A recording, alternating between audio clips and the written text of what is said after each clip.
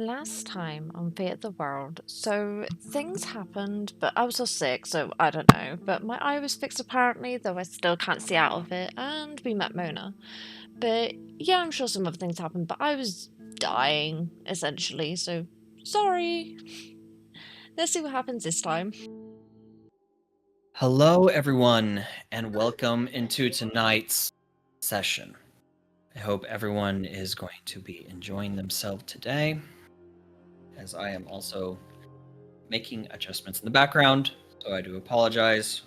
New camera setup and everything.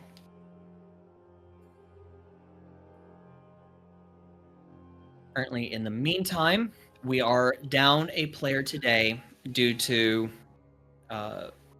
real life situations. So one of our players, our newest player, Mona, will not be joining us today. But I'm back! Yes, one of our players, Xenia, has returned. And we are also going to be getting a return of another player. Daniel is going to be returning with us next week. Yay! So, with that, I would like to do a little something that I normally do. Who here would like to give a recap of last week's session? Ooh, can I? Can I? You are more than welcome to. Go ahead. Okay, one second. Okay. Man's dying first. I was thinking Just a about little it. Okay. All right. Where we left off last session. We had finally made our way back from gathering the Filgary Fox from the bandit camp. Not too far to the northwest of where we were located, which was Thriss. We got this quest from the Adventurers Guild, and after going out there and getting this Filgary Fox, one of our companions, Zara, got gravely injured, so we had to rush back. And as we were rushing back, there was a little bit of exploration and a little bit of roleplay from our newest character, who is not here today, sadly, Mona. They were looking and trying to find the... Oh, shit. They were looking and trying to find the Adventurers Guild because they had gotten an invitation, along with the rest of us. And upon them finally finding the Adventurers Guild, they would enter inside, signing their name into the book, officially becoming a member. Then being told to wait for their group, who they would be assigned to arrive from completing their current mission. That group being us. We would then barge frantically and drastically into the Adventurers Guild, rushing to try to find help for our friend Zara, which would then instantly be forgotten about for a pissing match between Brood and the Adventurers Guild host, the counter worker. After the pissing match ended really quickly, Brood backed down, and then Damien decided, I'm going to enter the pissing match next, and then continued it. All of us putting our hands into a bag that is the same bag that caused Zara to get her eye pretty much gone missing, just like ripped up real bad. After this little pissing match, we finally then informed this caretaker of the guild that our party member Zara was in grave need of help, and they would then disappear into the back through a door right behind the counter of the Adventurers Guild. The group being little Snoopy Snoops the way we are, we decided we wanted to investigate this door, see maybe if we could get a little bit of a clue as what was going on back there. But it would turn out that the door was some form of portal, because behind it was nothing but a wall. A few minutes later, the person would re-arrive, the caretaker of the guild, along with the actual guildmaster himself. I am forgetting these names so terribly, so someone will have to say them for me afterwards, because all I remember is that it was an orc, and the other person was the guild hall attendant. That's all I can really remember about them. I can't remember their names. But the person would then arrive, the guild hall, the master of the Adventurers Guild, and he would heal Zara's eye, getting rid of even the scar that was left there, showing how masterful he was at healing. A Brood would instantly drop to his knees and beg this man to take him on as an apprentice, but essentially Brood was told, "Man, you bitch, you weak as fuck. You ain't no student of mine." And Brood then went and cried in the corner. After that, we decided to go rest for the day because we were all very exhausted from all of this shenanigans and bullshittery. So, being given all our little tokens to go get a free hotel at the local tavern, we would then embark. But Brood, not being able to sleep around so many other people in other rooms, decided he would go camp out in the fields not too far to the east of Thriss. And Damien, wanting to gamble, but not being able to because there's no gambling halls located within Thriss, he decides to join Brood, and they just have a little bit of their own gambling session, as well as a little bit of a study session. Damien teaching Brood his first 2 spells to add to his enchantment book. I forget what spells, but I can check on that later as well. My memory is so bad. And then as we were doing that, me and Damien were having our fun gambling, and then teaching each other, him teaching me magic. The rest of the party, Farin, Mona, Zara, and there's someone else I'm forgetting their name, Isadora, all went to the tavern and had some food. If I remember correctly, it was potatoes, followed by potato alcohol. And the man who was there really loved to talk about potatoes. Technically speaking, I don't really know any of this because Brood wasn't there. But yeah, I listened in a little bit while they were all talking about it, and it was a lot of potatoes. And that's about all I can really remember. After that, we all fell asleep. And while we were sleeping, Brood and Damien having done the dirty, Brood suddenly realized that something was poking him in the back, too, of something, in fact. And as he put his hand there behind, he would feel the crotch of Damien finding nothing where he should have found something. And then feeling his chest, finding 2 large, lumps of fat upon his Potatoes. 2 large lumps of fat placed upon his chest as he had become a famal. And that is where we ended the session. That's what happened while I was unconscious? Oh yeah, girl, you missed a lot. I was sick. Also, Did I do good? Sorry, my names are terrible. I'm so bad with names. My bad. so first 2 things. The caretaker, as you refer to him as, is known as the Keeper. The Keeper. Yes, the Keeper. The man who runs the guild, he's known as Headmaster Uldren. Uldren. I was going to say older, but I didn't think that was right. Uldren. That's why I was thinking it was something with Ol. Got it. He is the headmaster of the Adventurers Guild, and he's actually a half-orc. Half-orc? He's not a full orc? Okay, got it. No, he's not a full orc. He is only a half-orc. Also on top of this, there was also something that happened closer to the end of the session.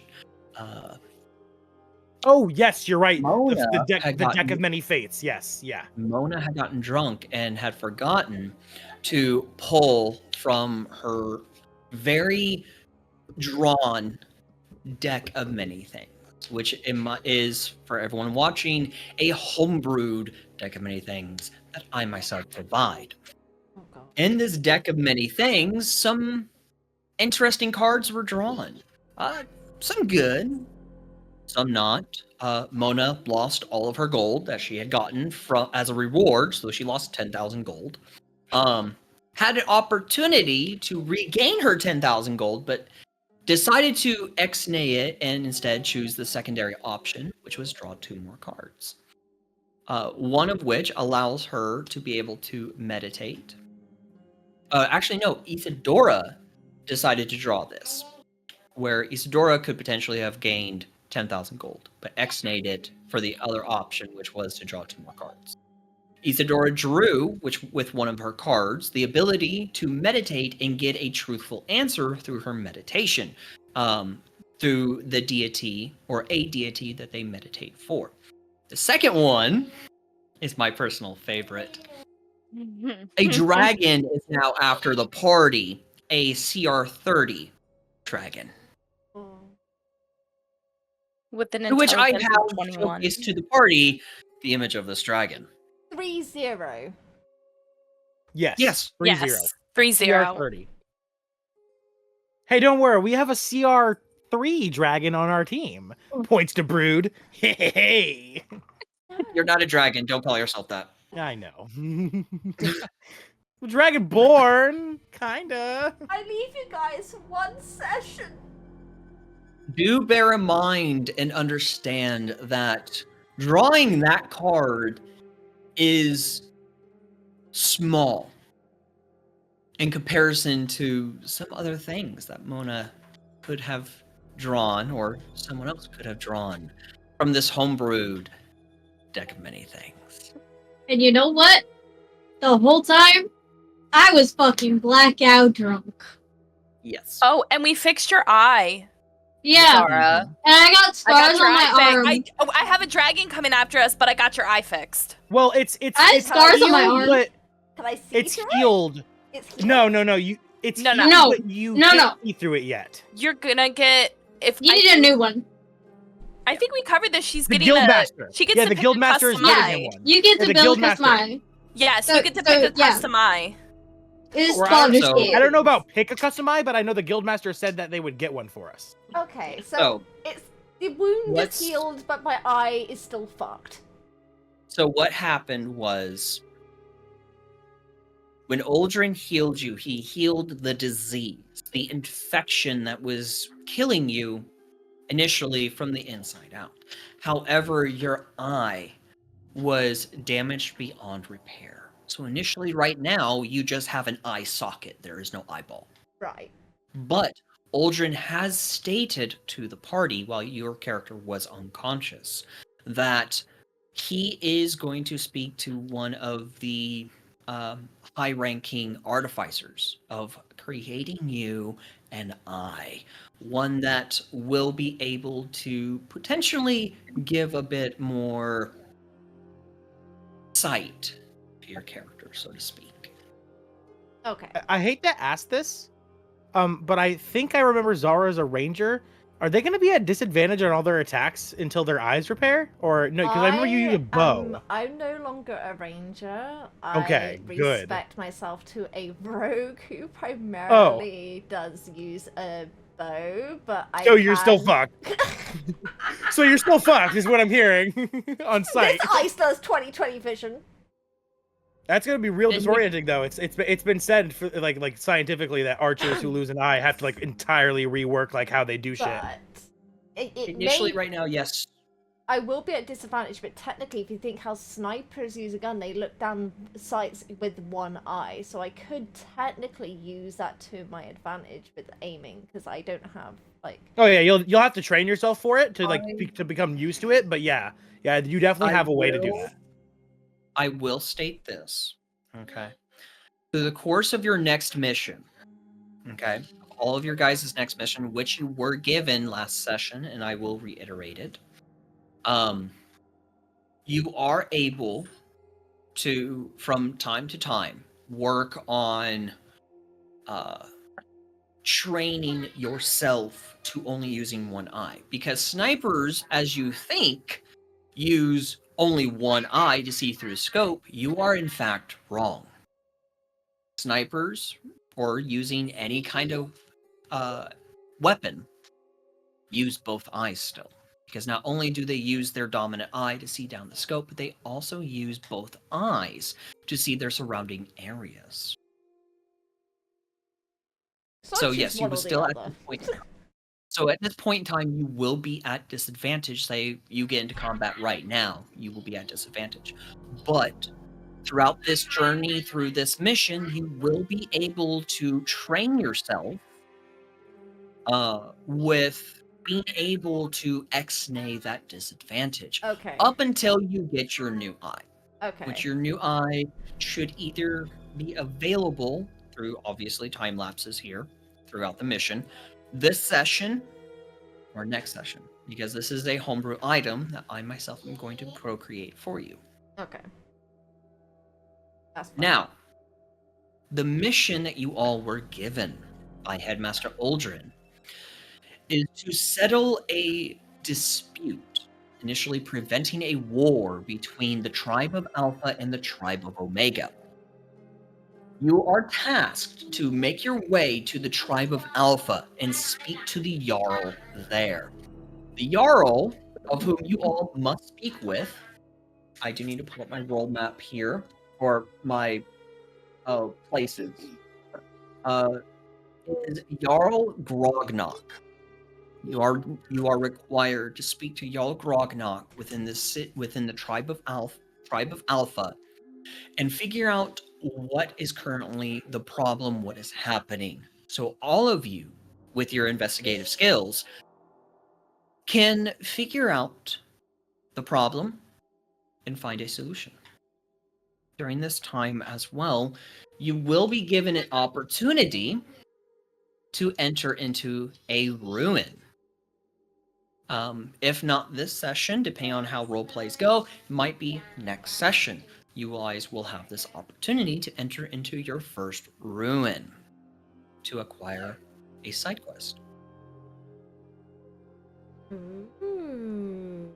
Ooh. Now, with that out of the way, we are going to go ahead and begin. I'll go ahead. Well, since we're beginning, I awaken. Well, actually, no, because I knew last night, and I went outside and I vomited. Right, so I'm now sleeping, probably like across the I'm not in a tent. Damien is in a tent by himself or herself. Now, I woke up in the middle of the night, realized that he had become a woman, ran away, vomited, and then fell asleep like probably a feet away from my vomit. So I'm waking up. It's the music bot. Continue. Tenses up, and I feel like vomiting again. And I begin to walk over to the tent, and I'm like, Damonette? I don't know what to call you now. You awake? Actually, it's Damiana. Ah, you've put a lot of thought into it already, have you? Interesting. Well, when you go to bed with two big heaving mounds on your chest, you don't really have a lot else to think about. Brood looks down to his chest, to his man titties. Nah, I don't think I have that problem here, and I've got those things too. I'm 300 pounds and 3 feet tall. Mine are bigger than yours, to be honest, probably. And I don't think about them that often. So you think you could maybe pack your stuff up in there and throw me my bag? I left it in there when I went out to vomit last night. You can come in here with me if you like. No, no, thank you. No, just let me know when you're ready, and I'll pack the tent up, and I'll grab my bag. I proceed to get ready and hand out his bag. Thank you. I grab it, and then once Damien's finished completely getting ready, I pack the tent up into my bag, and we begin to make our way for the tavern. I would like to point out that whilst walking to the tavern, my character is still fondling their chest. Yes, I know. I think we all know. I want to Alright. say Zara just rolls out of bed. She kind of like stumbles out of the room. Lacks some balance a bit because she's just a bit disorientated. She's been a bit like out of it, I suppose, and I just going. I can't see shit, but at least like I feel a lot better. Suppose I got a drink. See if anyone else is awake. She says this to herself in her head and just kind of like starts wandering into the tavern and seeing if she can see anyone else, and sees Brood with this woman and decides to approach him. And I'm like, hi, Actually- hot stuff? Actually- Nope. Oh, we're gonna go do a DM. Zara, Oh god. as you had awakened, realizing your vision has severely... It's very limited. with uncertainty as to what has officially happened. Out of curiosity, did you touch where your eye was? No, it just waved. Just waved. Okay, yeah. Part of your vision is completely blackened. Like there's nothing there. You only see like a partial of your face. So like you may see like fingers, or you may see the palm of your hand, depending on how you are waving. But you do decide to make your way downstairs.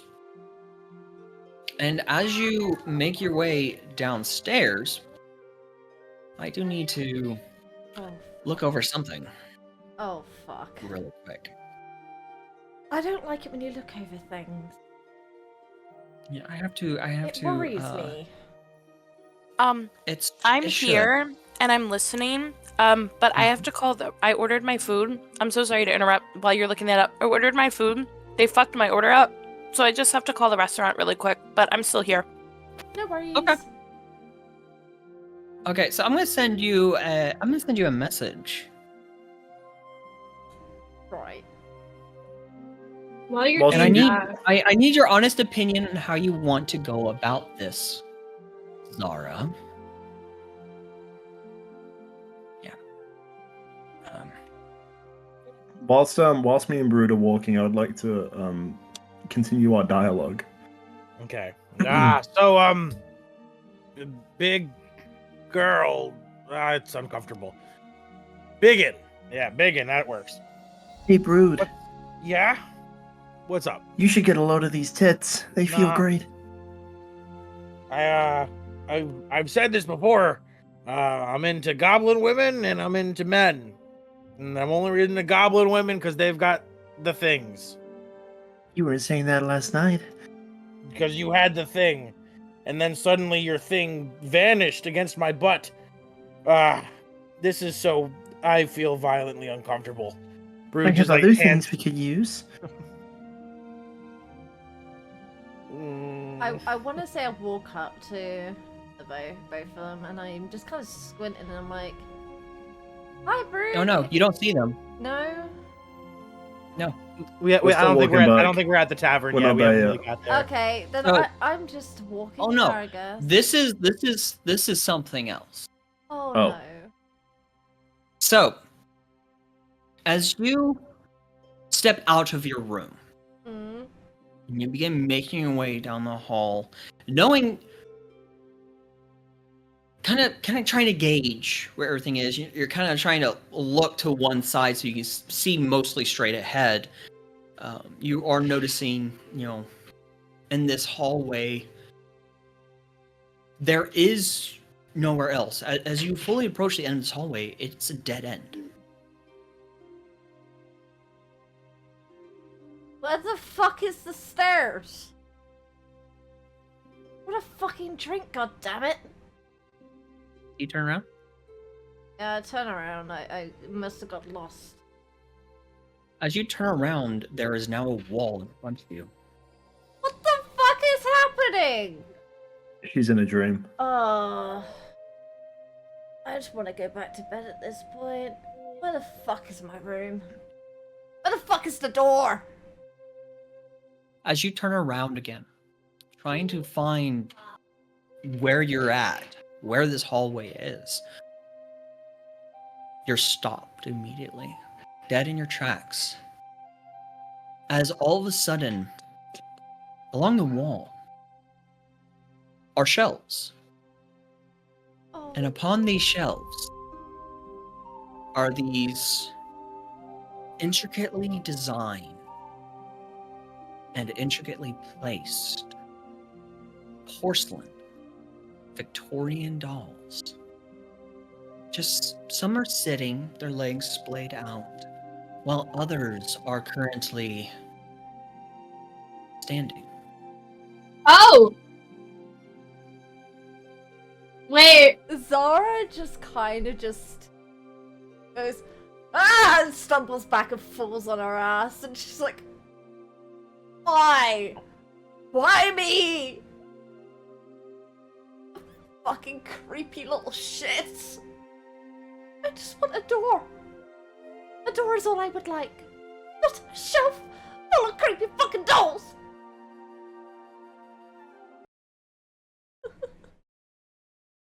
got a feeling I know what your fear was.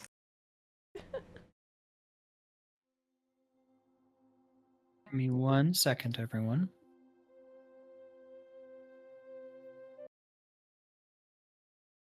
As I am prepping a bit of mood music for this.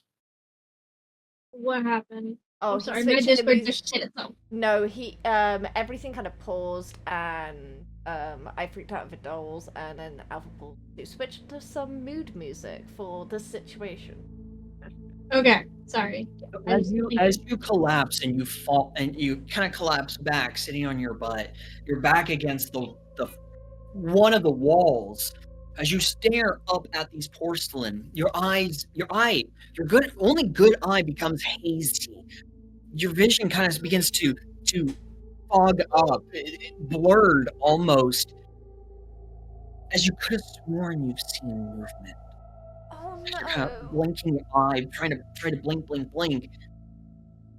You open your eye again, all the dolls' heads looking directly down at you. Their soulless, empty eyes staring down at you, almost as if each one of them peering into your soul. You hear the sound of clattering, clicking noises beside you as you look over, and there's a porcelain doll with its head looking directly up at you, sitting down beside you, its hands resting within its lap. It just stares at you. And as you kind of stare down at this doll, you hear more clicking, clacking. As you look over, and now bottom row with all the dolls are now down on the ground level with you, standing in about a half circle kind of shape around your feet. Each one of them staring up at you. Nope, get me the fuck out of here! Where the fuck is the fucking door? I'm like banging on the walls. I'm like, get me the fuck out of here! I don't want to be here. The fuckers are moving. This ain't fucking normal! Immediately, as soon as you say that, the wall you're leaning against, have it banging against, immediately vanishes as you fall back. And as you fall back, you begin falling and tumbling downstairs. But something's off, something strange, as you are tumbling down longer and further than initially you should be. As all you hear surrounding you, around you, all you hear is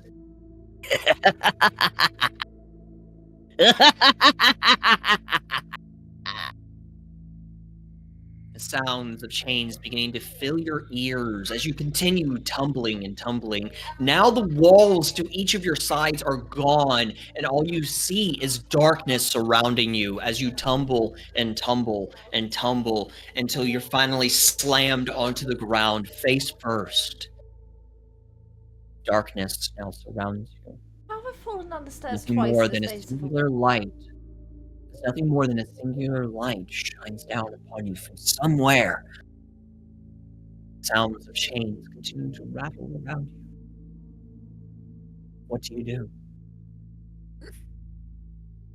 At this point, I'm just trying to scramble and crawl and try and like pick myself up, but kind of tripping over myself as I pick myself up and just run in whatever direction is forward and away from that, or just Run into the screaming. darkness? Just away from the laughing. I don't know where the fuck I'm going, just away from that. So you run into the darkness. As you're running, you're not able to see anything at all within your vicinity. You look to the left and to the right, you don't see anything. You look behind you, you don't see anything. You look ahead, you don't see anything. You are completely running blind. Until Only my immediately right eye you had are... dark vision? No, not even your dark vision pierces through this. But as you continue running and running and running, you are immediately stopped. You trip and you fall. As you realize you're back into the light again. And all around you, you begin to hear clicking and clacking sounds getting louder and louder and louder. I'm running. I'm just running. I don't care. You run again. Ow. As you run Nope. again, you trip and fall. I'm fucking getting back up and I'm running. Okay. You keep running. Bitch, I'm All out. you hear all around you. Run, little bird. Run. Simply deceased, I pass out. Fear. Passed out. Gone. Bye. As you faint and you pass out in the darkness, you hear one simple thing within your mind. I'll be seeing you in the darkness around you, within the very depths of your mind. You can never escape me. Immediately, you are shunted awake, resting within your bed. Eyes shoot immediately wide open, your vision blurred as you sit up in a cold sweat. I just show out of bed and I'm just like, what the fuck? Okay, now I the really rest need of a you. drink. For the rest of you, Faerun, Isadora, the two of you have been hearing screams of terror all morning. You two come to find out it is coming from Zara's room. I would be assuming, knowing this, your characters would be getting up immediately from their beds and making their way over to Zara's room, correct? So my character, since she was blackout drunk, Farron probably is like gonna wake up. Be like, who the fuck is screaming so early in the morning? My head hurts. And then, like, cause her head hurts, and she's like, "Why are you screaming?" She's gonna get up. She's gonna go to Zara's room, and she's just gonna slam the door open. And be like, It's locked. okay. So she's gonna try to kick the door open. It seems like it's locked. Can I try to kick it open? Sure. You try to kick it open. It doesn't open. Okay. I'm gonna just. Sorry. No, go ahead, finish. I was just gonna say, like, I'm just gonna, like, bang on the door and loudly yell into the room, "Hey! Can you shut up with your screaming? It's the fucking morning!" Mind you, Isadora? I'm following. When I hear the screams. Isadora jumps out of bed, and she's immediately on like high alert. Question: does these beds have bedposts? Yes. Cool. She's gonna break off a piece of the bedpost, and she's gonna be ready to like fight, or she's gonna try to break off a piece of the bedpost. Make me a strength check. Yeah. In the chat.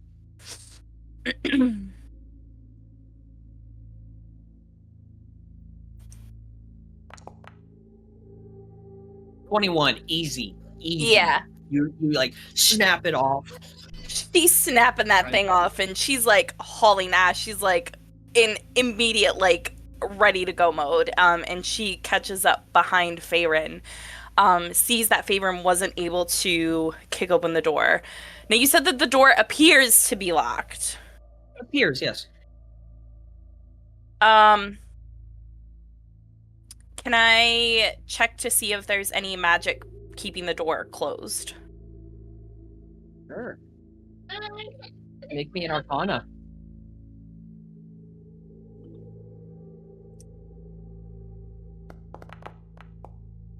Oh. Do you wish to use an inspiration? Hang on. What's my Inspiration. I have lucky, don't I? I have lucky and inspiration reset, right? Because it's the beginning of the month. Yeah. And how many do I have? You do have lucky. You have you long rested. Mm-hmm. So give me a moment. Sure. You long rested, so you should have keep clicking the wrong thing. You have 2 luckies that you can use, and you have 3 inspirations you can use for this month.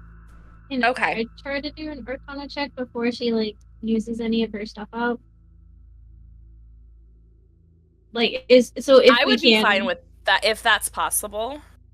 What? Yeah, I don't want you to like just use it if we need to use it later on. Can she do the Arcana check before I use my inspiration? Yeah. You definitely can. You can go ahead and do an Arcana favor. Go ahead. It's just a normal roll. Mm-hmm. Okay. Ooh! Let's go! 19. So with a 19, Faerun, Yes. this door is heavily magicked.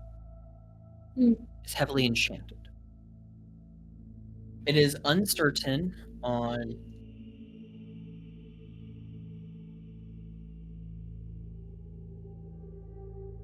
it is uncertain as to what type of magic it is. Mhm. But it doesn't feel infernal. It doesn't feel celestial. It doesn't feel like any type of school that resides within the material plane. It's something else. Something darker. Something malevolent. Question. So we're both at the door. Yep. It's appeared to be locked. Hold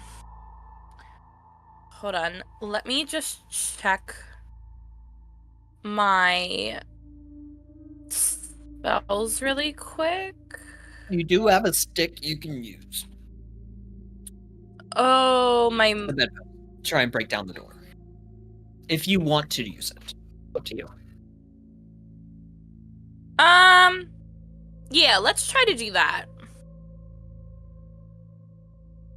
Okay. So, as you go to hit the door,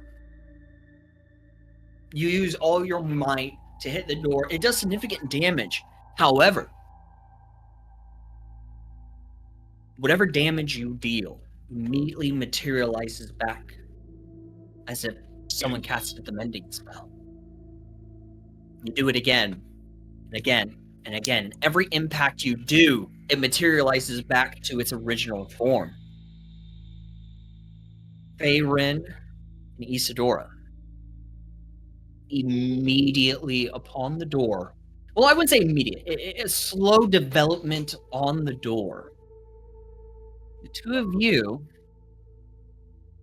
see this sigil. Give me a second here as I have to.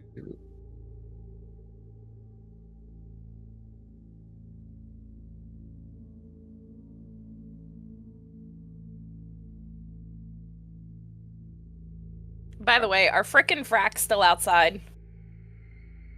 Yeah, we haven't even gotten there. Oh, frickin' frack. Yeah, we haven't even gotten there yet. Yeah. We're so currently at a shop.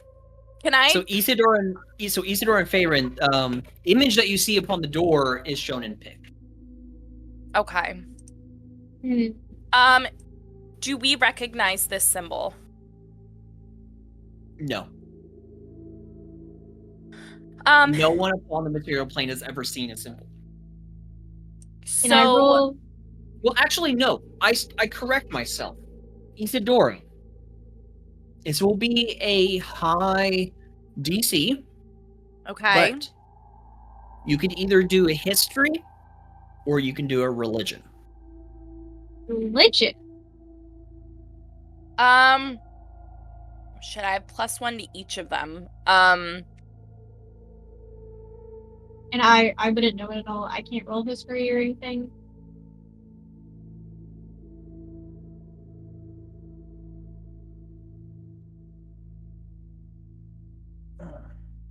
Which one do you want to do?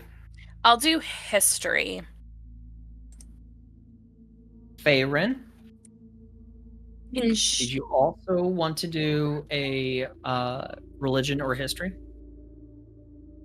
Depending on the role, or like, what's your, depending on who has the, if we wanted to, could we choose who has the higher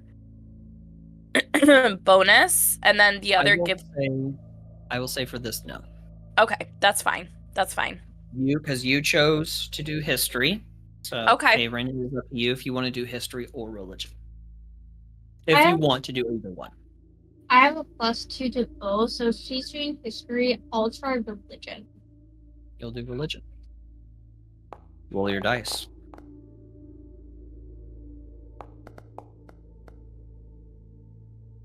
Okay, that's not bad. So, as stated, this DC was going to be high. The two of you do not know where this sigil comes from, but there is some reconciliation of it. It seems familiar, like the two of you have seen this before in your readings or teaching. Or perhaps maybe you've overheard it somewhere, but you cannot remember it, you cannot recall. It's as if the very memory of it was removed. All you know,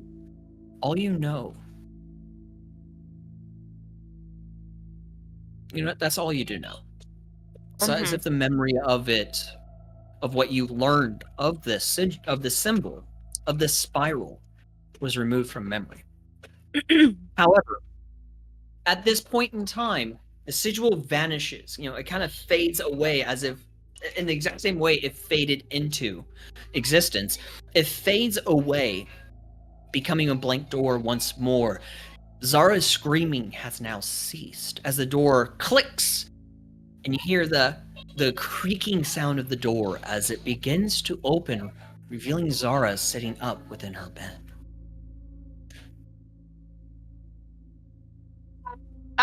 So Isadora walks in there and she approaches Zara and she's like, "What the hell is going on? Why were you just screaming bloody murder?" It was the dolls. The dolls. I don't like The dolls. The dolls. The dolls. What dolls? I can hear them laughing in my head.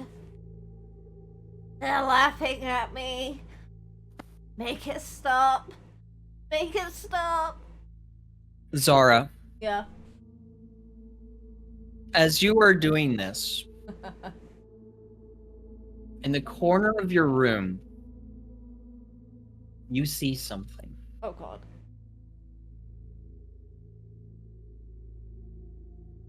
I myself have to find this image.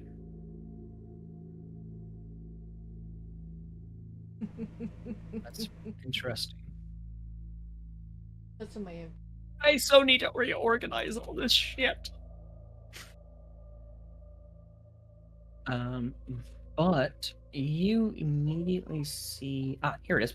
You see in the corner of your room this.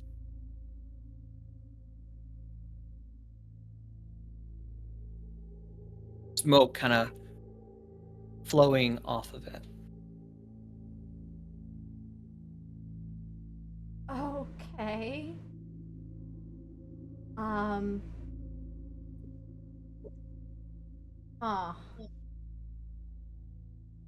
I'm just gonna scream. Can I say on my bedside there may be like a potted plant? Something. Sure, yeah. Yeah, I'm just gonna scream and yeet the potted plant at the mist thing in the corner. Okay. So, Faerun and Like, Isadora, you You watch as Zara screams and shrieks as she grabs a potted plant beside her and immediately yeets it at the corner of the room. As the two of you look, and the potted plant shatters, there's nothing there. Zara, as the impact happens, you hear within your mind as the figure vanishes. I'm just gonna like look at the corner at the plant, look at Zara, look at the plant, look at Zara, and just say, I'm not drunk enough for this. It's too fucking early in the morning. She's gone fucking schizo. And then just turn around and walk out saying, I'm in a band of fucking crazy people. I will say this, at this time, Brood and Damiana, the two of you have walked into the tavern. Oh, I was gonna actually we were gonna ask if we could stop at a shop before we got to the tavern. This bitch is going crazy and y'all shopping. We don't even know. We don't fucking know. You can't put this on us. I know. I specifically want to stop back at the stable because now that I've got the gold to buy the horse, I wanted to show up to the tavern on a new horse. That's what I was wanting to do. Lucky, And then I want a horse. Damien has other plans. I would like to buy two things. I would like to buy a Plan B just in case. No. And I would my also God. like to buy a porcelain doll for no reason at this current moment. I will state this right now. In my game, there is no such thing as a Plan B. Okay. Second off, We're in a fantasy world. There isn't- you just buying a porcelain doll just for shits and giggles would be considered technically metagaming. Yeah. So I'll say no to that too. Yeah. Okay. Yeah, Brood But wanting Brood, a yes. horse. That's actually like Brood expressed That's interest. something you have mentioned before. So yes, you can buy yourself that horse. Nope. Yeah. Could we actually like do a little roleplay scenario where I actually go out and like talk to the guy because I remember him being an interesting fellow. I will state this as of right now. No, I would because I wanted to get this done, for the sake of Zara waking up and having been gone, for what ailed her with her disease, and get you guys on your way because I do have a lot planned for today, and we did start a tad late. Gotcha. So, Blame the I do snow. wish to go ahead and have the purchasing of this not role played as of right now. But you still can go ahead and hold on. I'll just hold off for now. Okay, that's fine. So as you guys are entering into the tavern, the two of you are hearing a loud shrieking sound up the stairs to where the rooms were, along with something breaking, some kind of glass breaking. Okay. Brood don't go fuck. I'm gonna go sit down at a table. I would like to look at Brood and go, it's too early in the morning for this. Let's go get a drink. Oh my god. Yeah, yeah, sure. I'm gonna go sit at a table. And so since Farron like walked away from Zara's room and is like, it's too early for this, I need another drink, can I walk down, see Brood and Damien and like in a booth like trying to order a drink, and can I just like look from one to the other and just look at Damien and be like, since when did you get a set of tits? I know, right? Come feel them. They feel great. I mean, I am one for tits, but we're comrades, so I don't really want to get touchy-feely, thanks. Okay. The offer's on the table. But they are, I will say, they are a nice pair of tits. And I'm just gonna take a very good rack. like, I'm not even gonna ask. I'm just gonna go to the bar and sit down and order a drink and just like kind of like be like, God damn it. So it is the same bartender. as he brings to you a very sludgy, black, potato alcoholic drink. Damiana would also like to go to the bar and sit next to Faerun. And I'd like to ask the barkeep. I will have a double Jack and Coke, please. You see this large ogre individual. He kind of looks at you with a very puzzled expression. He kind of scratches his head a little bit as he says, Only serve potato drink, potato alcohol. We don't have that. I'm gonna like turn to him and be like, yeah, he only does potatoes. It's not bad. It's just really strong, so I just suggest sipping it. But potato alcohol, please. Can you put it as a Jaeger bomb? He does potatoes, Damien. It's Damiana, actually. Sorry, I didn't realize you were trans. That's my bad. I'm tired. Okay. I'm not trans, I'm a woman. I don't have a cock anymore. Well, were you a guy? Yeah. Now you're a girl. I kind of consider that. Actually, how about you leave me in charge of my labels? You know what? Just give me some potato alcohol. Brood begins fucking violently slamming his head against the table. Tush, tush, tush, tush, tush. I walk back over to Brood and be like, Can I get something good to drink from you? No.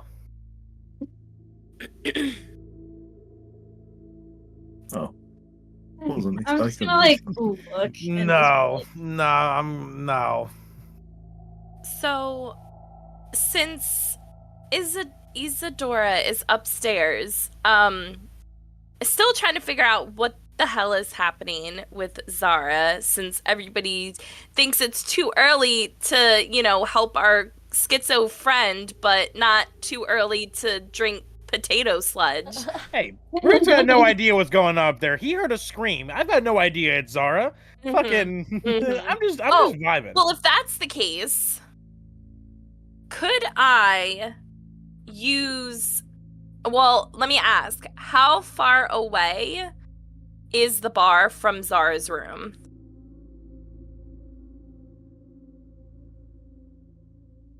it's downstairs. Is it more than 120 feet? Oh, this is a really big fucking bar. There's no way. I would say no. Asking. Okay. I would like to use message and Okay. send a message to Brood. You don't know whether our presence is not known. Yeah, you would have no idea if Brood or Damien. Well, then, As far as I you're would like concerned, to- as far as you're concerned, Damien. First- You don't know if they That's true. Okay. I would like to send a message then to Faerun because I know that she went downstairs. She left the room. She's still in the building. And I would like to send a message to her asking her, hey, like, I know that you left the room, but there's seriously something wrong here. If you're still in the building, can you please either alert our party members or seek help? And I hear the message. Yes. All right. So I'm gonna look at the barkeep, and I'm gonna say, you know what? I'm gonna say no more potato alcohol. Can you just give me some water real quick? And then I can do water. Yes. One moment.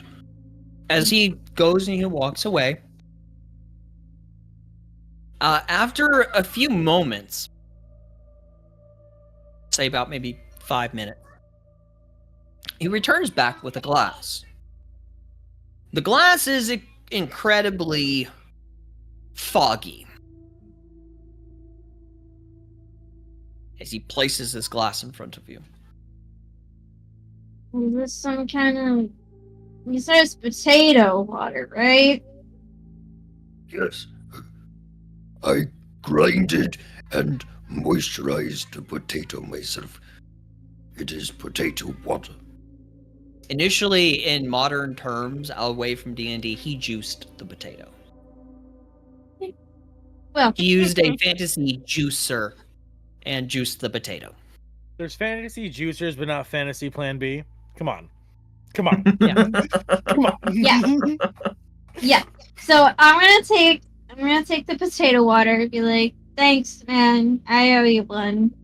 I'm gonna go over to Brood, and now as I know her, Damiana, I'm gonna be like, hey guys, by the way, Isadora told me to let you know that our friend Zara, you know, eyeless girl up there, yeah, her. She's got a little schizo.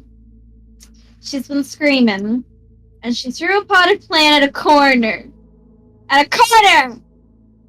Okay, and I'm gonna take a sip of my water, and I'm gonna. So, plan is, we're gonna go up there, we're gonna figure out what the fuck's going on, and I'm gonna sober up in the other corner while you guys determine what the fuck's going on. And I'm gonna take another sip, and I'm gonna turn around, and I'm gonna walk away. Well, okay, you said okay. I lean into Brood and I go, Brood, didn't she just come down for alcohol and she's already trying to sober up? It doesn't make sense. I look at Damien. I look him up and down. Damiana. Bro, god damn it, this is gonna get annoying. I look at Damiana. Look Damiana up and down. I'm like, yes, that's the strangest thing we've had to deal with today. And I'm going to begin walking upstairs with Anbu on my shoulder. So as you make your way upstairs, Damiana, are you following?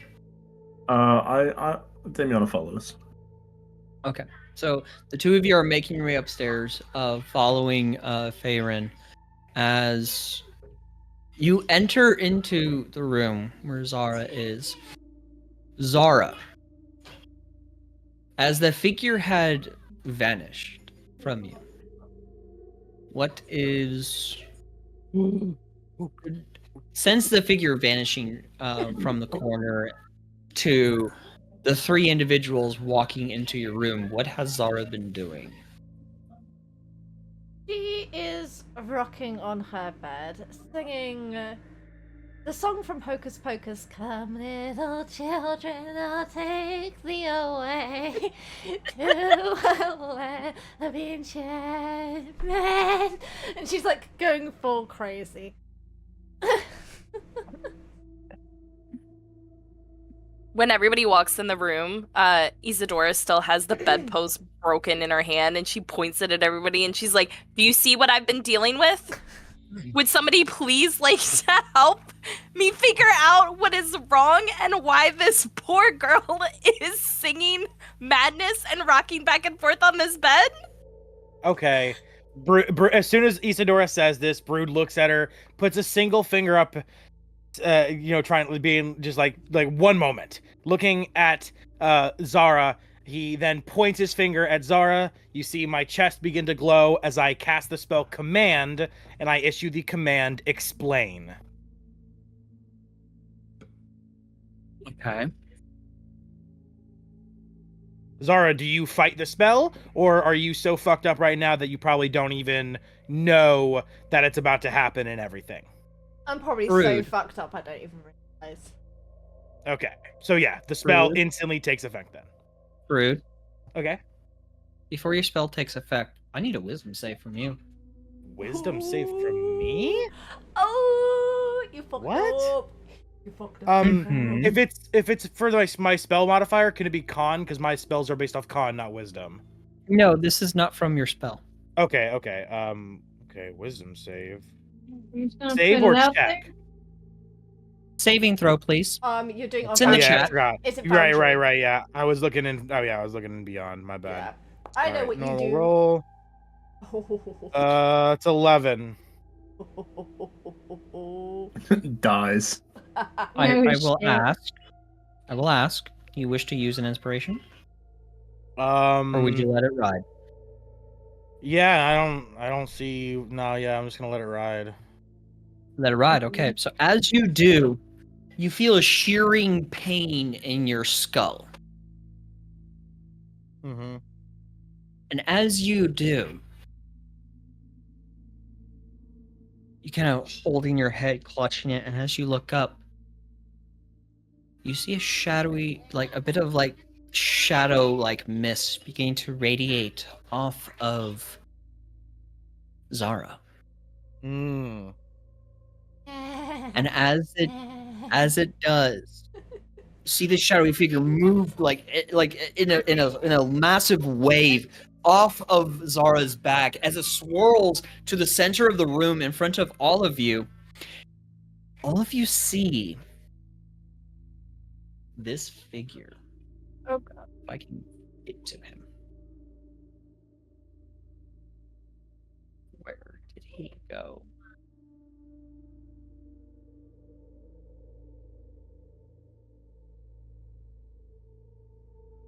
Oh, I know where he is.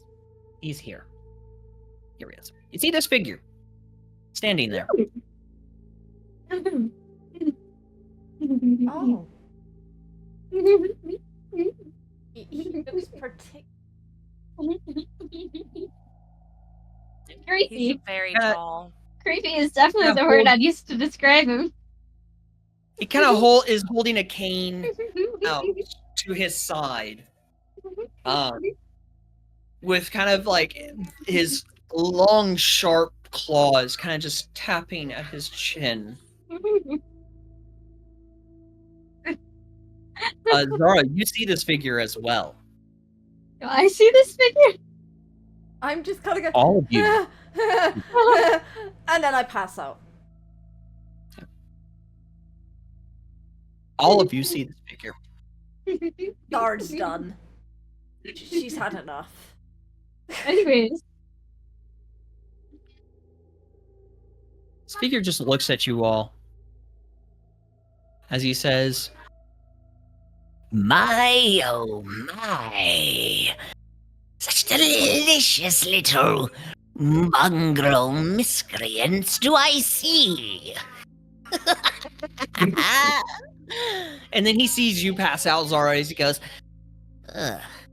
Usually an effect like that takes a matter of days, if not months. It would appear your friend is rather weak in the mind. Or you're just really fucking ugly. Oh, I rest assured that a mortal individual, it is not my looks that frighten her. Oh, no, no, no. I just simply showed her what her greatest fear was. Oh. Not realize it would take such a harsh effect upon her mind, or I would not have done it so forcefully.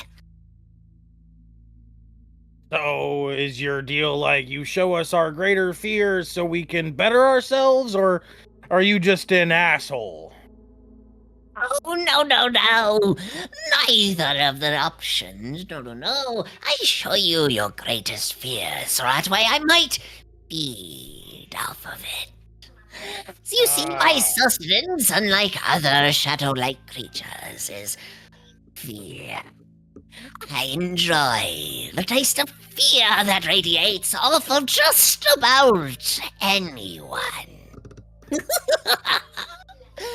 as he kind of taps his cane, and when he does, he kind of releases it as it bounces from the ground. He catches it in his hand as he walks over to where Zara is, beside the bed across from all of you.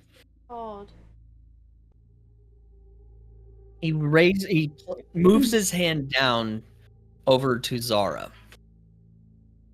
not touching Zara at all, just kind of hovers it above Zara's body as you see this black essence entering into his hand. You notice that the palm of his hand is like this ginormous mouth as it is sucking this black mist into his hand. Is that by any chance? It's not the same stuff that was coming out of her eyes, was it? No. Okay. I look at him as he's doing this, and I ask him a question. So, you feed off fear, and Brood begins to kind of pop his collar, grip his fist.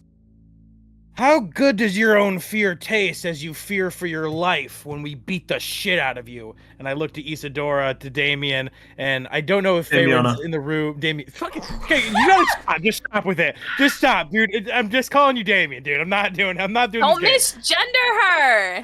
I'm not misgendering. I said nothing about gender. You're an LGBTQ friendly community, man. Yes. Yeah, excuse you. She is trans, and we are her chosen name is Damiana. Hold on. Her chosen name.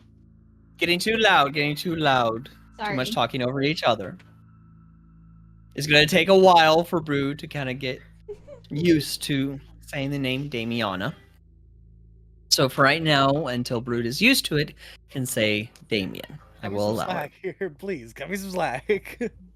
But this is Brood actually doing this too. Like, Brood would still be calling him Damien. Like, he would not just instantly be like, yeah, calling you that now. Sure, definitely, I agree with that. And Damiana would correct you every time. Probably. I would like to let you know that you fucked me last night and you can't even remember my fucking name. I remember the name of the person I fucked, not whatever you've become. But regardless of that, I turned back to the creature after looking at all of you. Let's fucking fight it! Jesus! Do we recognize the mist, or like what he's doing to Zara? Like, do we know if it's like magic, if she's charmed? Like, we know. Bad. Well, no, I know, but you wanna fight, I would like to know what we're fighting, what we're going up against. I doubt we know. I think we're working off of what we've seen. Give me a second. Okay.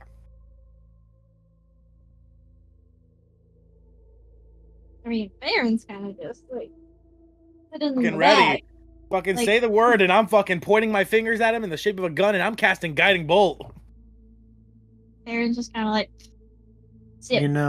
He's looking kind of cute. And then I'm just kind of like, oh, can I hear Damiana say that and be like, Sip, I have to agree. Can we agree on beating the shit out of him? Not that he's cute. I mean... He's sucking our friend's fear. I can only assume that's not good for their soul. Well, I'll let him suck something out of me. Slay clean. No. Sorry. You know what? I don't want to fight him anymore. Brood turns around and leaves the room. I don't want to fight him anymore. I'm done. Sorry.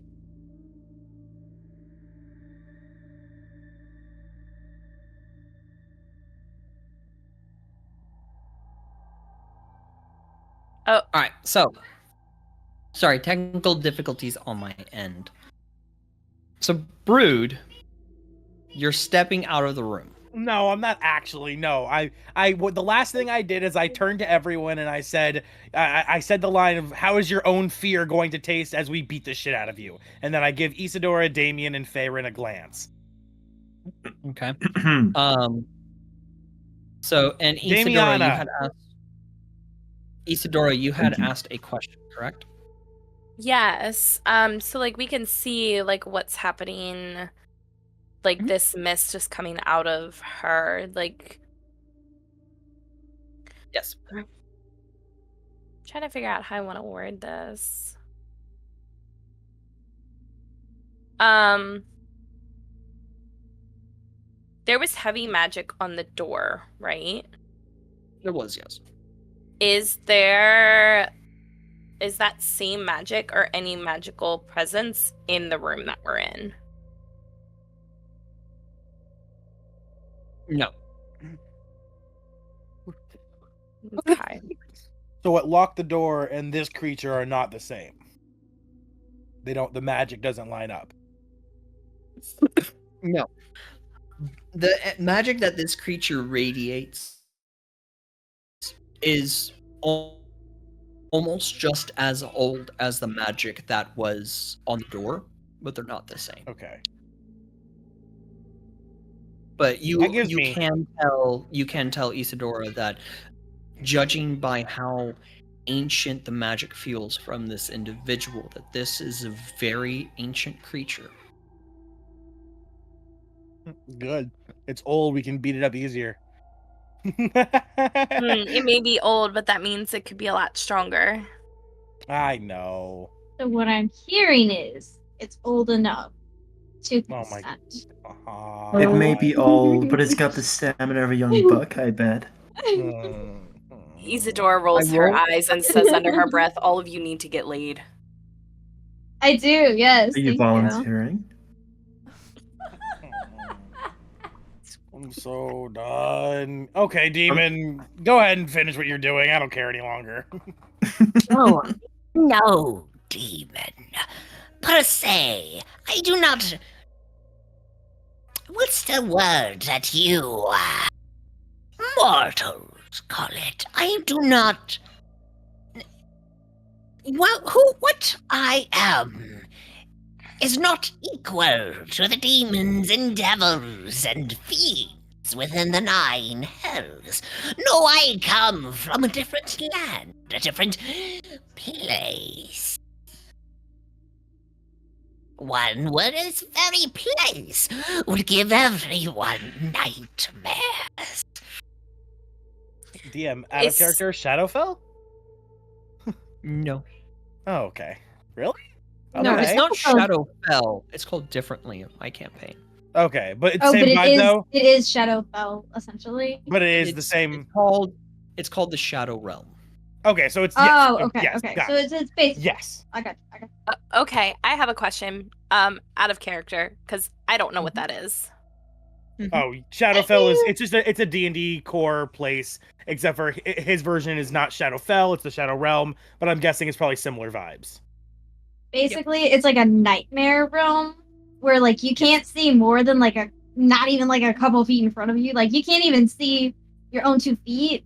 And there are like demon lords and a bunch of things down there. I had a previous character who came from there, a shadow elf. So that's how I know about Shadowfell. But like it's not a fun place. I'm a DM, so I should know Shadowfell. Okay. Thank you, because I had no idea what that meant. Yeah, it's just essentially another realm that's like just Yeah. pure darkness. I was gonna guess either Shadowfell or it's a really weird Fae. I was gonna be like, are you from the Fae realm? You're a weird Fae. Looking over at Zara, fucking looking at Farron. You're both Fae, aren't you? Zara, she You're fell unconscious. out of it, still. yeah. I so assume. You're having your very essence being sucked out of you, pretty much. Yeah, okay, we need to fight the creature. I would love my essence to be I sucked do out not by recommend. this guy, but I'm just What do we quietly do then? We just let Zara die? I'm just quietly No. mumbling like Oh, the dolls, hold the on, dolls. hold on. Zara is not going to die. No. Oh. Well, you say they're having their essence sucked out. The thing that I think of first is death. see the thing Whatever I think of first. Whatever essence has been infected by this intense fear is being sucked out. So Zara's going to feel a bit drained and out of it, but Zara's still going to be Zara.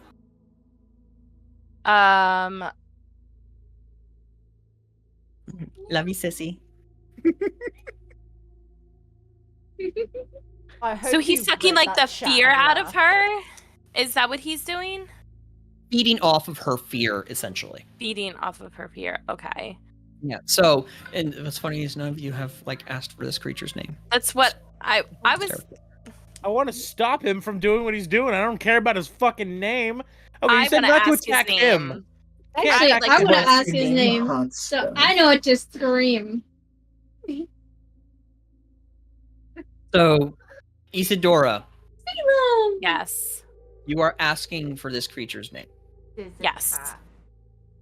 As you ask this question, you see the ending trail of this black mist-like essence as it is sucked into his hand, the mouth closing on his palm and then vanishing as he kind of moves his fingers ever so slightly. You hear crackling sounds from his knuckles and bones as he says, My name. How very interesting that you wish to know. I go by many names, but the most recent one I'm rather privy to. It's one mortals like to whisper about in fear. I go by Zalok, the bringer of nightmares.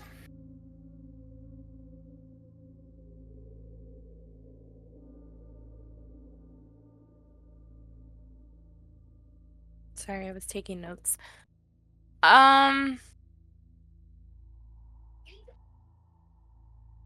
Do you mind telling us why you're sitting here sucking the fear out of our friend? Please stop saying sucking. That's, you know what? I'm gonna do it just to spite everybody here. Well, the fear like this is rather potent. It's good to feed from its very source. Your friend will be fine after an hour or two. And when I'm hungry again, I will return. Maybe not for just your friend. Perhaps I will visit each and every one of you, extracting your very fears into existence and then feeding. So Until then, as he slams the stick back down again and catches the top of it, resting the end of the cane back on the ground. I shall go ahead and take my leave, make my way back to the Shadow Realm where I am from and hail from. If you wish to find me, you know where to find me now. But do bear in mind, it will not be a pleasant trip. He will then, with his hand, tap Zara, just a tap, tap, tap Zara right on the head. Ta-ta for now. As black mist swirls immediately around him in quick succession and then dissipates. Zalok vanishing. I will state this right now. There is a specific reason Zalok has now introduced himself this early in the campaign. Rude turns to the rest of the group and he's like, wow, so he's essentially just told us that if anything happens that we're afraid of, it could be him causing it to feed off our fear. I don't know about the rest of you, that kind of makes me less afraid, because now I'm preemptively ready to be less afraid of something that I could think is not normal. Can I ask a question? What is your question? Last session, when I drew that card and that dragon was coming towards us, do we know which realm that dragon is coming from? Nope. Okay.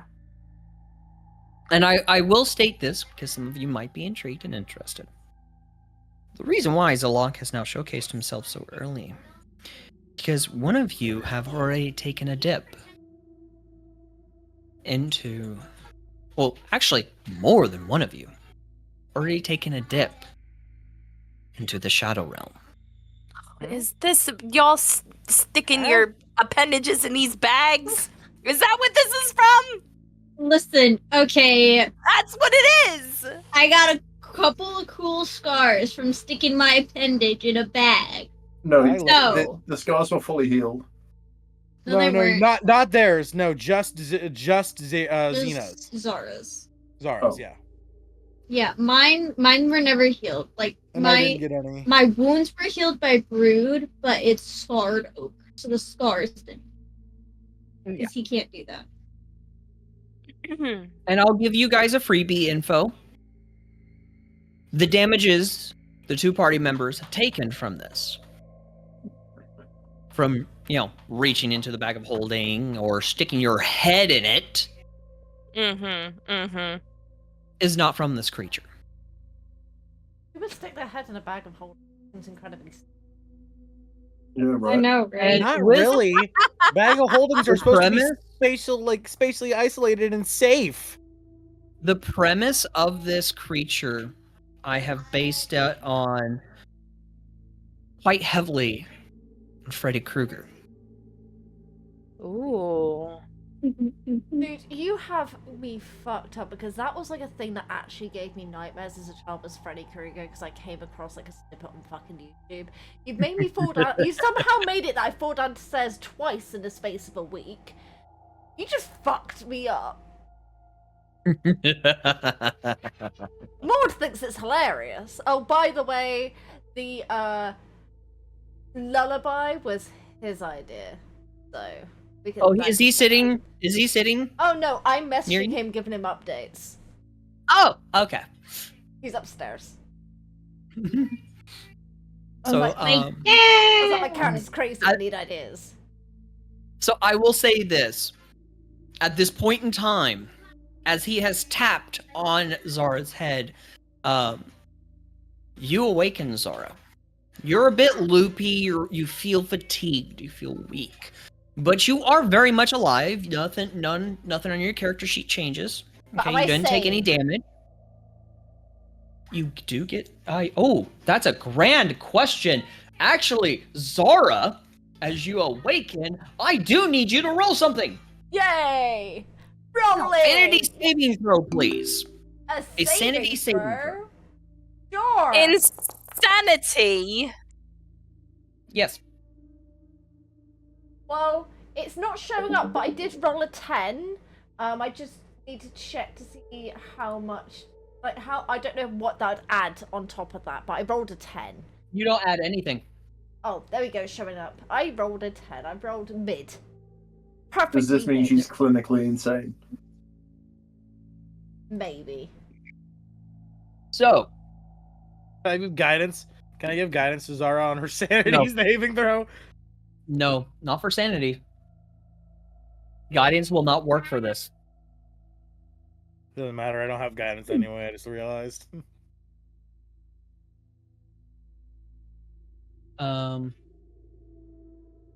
I actually need to say table on this here. Madness table. That's what I'm looking for. So, this will be a short-term madness. Okay? You have failed your madness. Okay. So, I need you, Zora, to roll me a D100. Of course you Okay? Of course you do. Because you love traumatizing me, don't you? Traumatizing everyone. 68. Oh, so close. So close. Oh god, I don't like that. What is with that So- laugh? Your character experiences vivid hallucinations and has disadvantage on ability checks. Now, I need you to roll for me, please, a D10.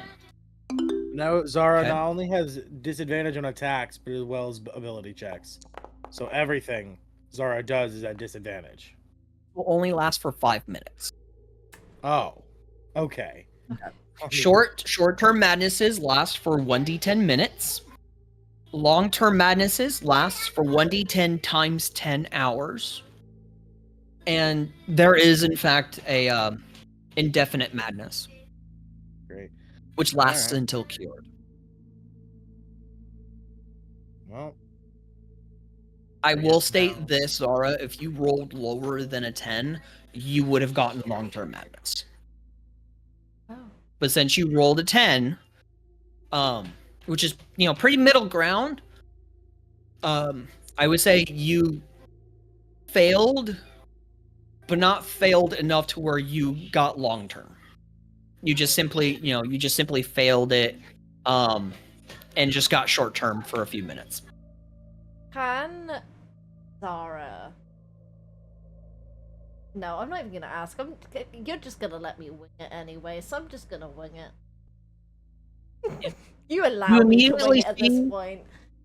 As you sit up in your bed, you're a little groggy, you're a little fatigued. You kind of rub your good eye. You open your eyes. You see a porcelain doll sitting on your bed.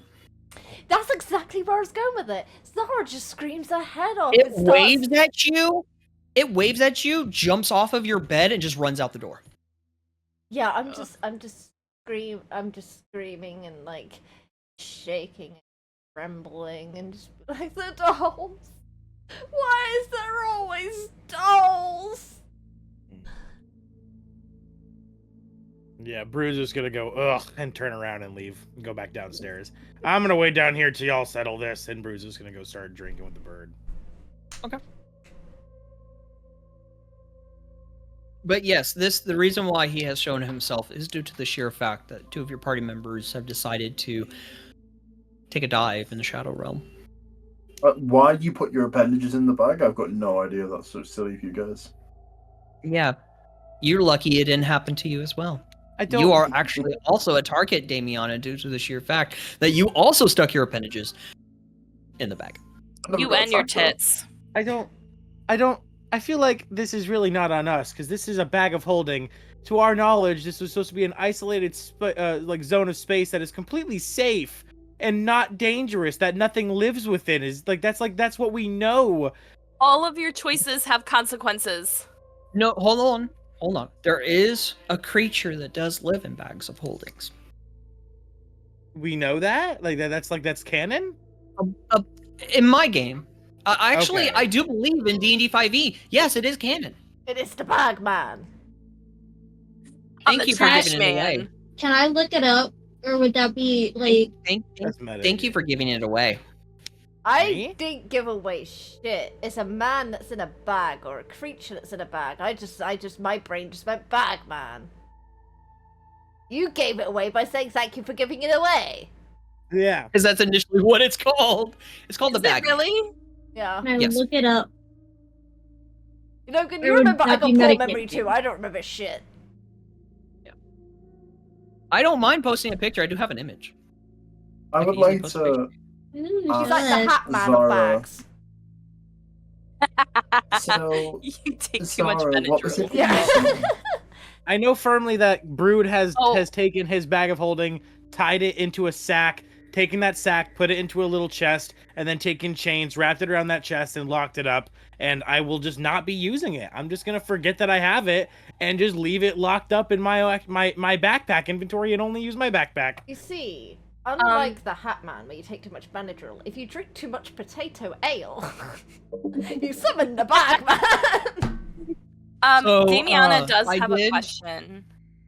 I did. that's In a good. second. I just want to let everyone know I did post an image of what the Bagman does look like in pics. That looks like Aaron Yeager. Yeah, kind of Who the fuck is Aaron Yeager? You know, Attack on Titan. The feast of the bees and the eagles. Dun, dun, dun, dun, dun, dun, dun, dun. So, Damiana, you had a question. It's good. No, it's good. It's all good. Are you sure? Yeah. Okay. So, during this process, Zara, after about 5 minutes of constantly, every once in a while, you hear clicking, clacking sounds. Mm-hmm. You see nothing. You hear another clicking, clacking sounds. And you see a doll just kind of just waving at you. Another clicking, clacking sound. I'm just gonna You have a hide. doll sitting on your shoulder. Yeah, I'm just gonna be like, ugh, I'm just gonna hide under my bed covers and silently sob. Well, I think I'm silently sobbing, but it's not really silent at all. It's like a wail. Yeah. So, and after about 5 minutes, you were able to calm yourself down. You don't see any more dolls.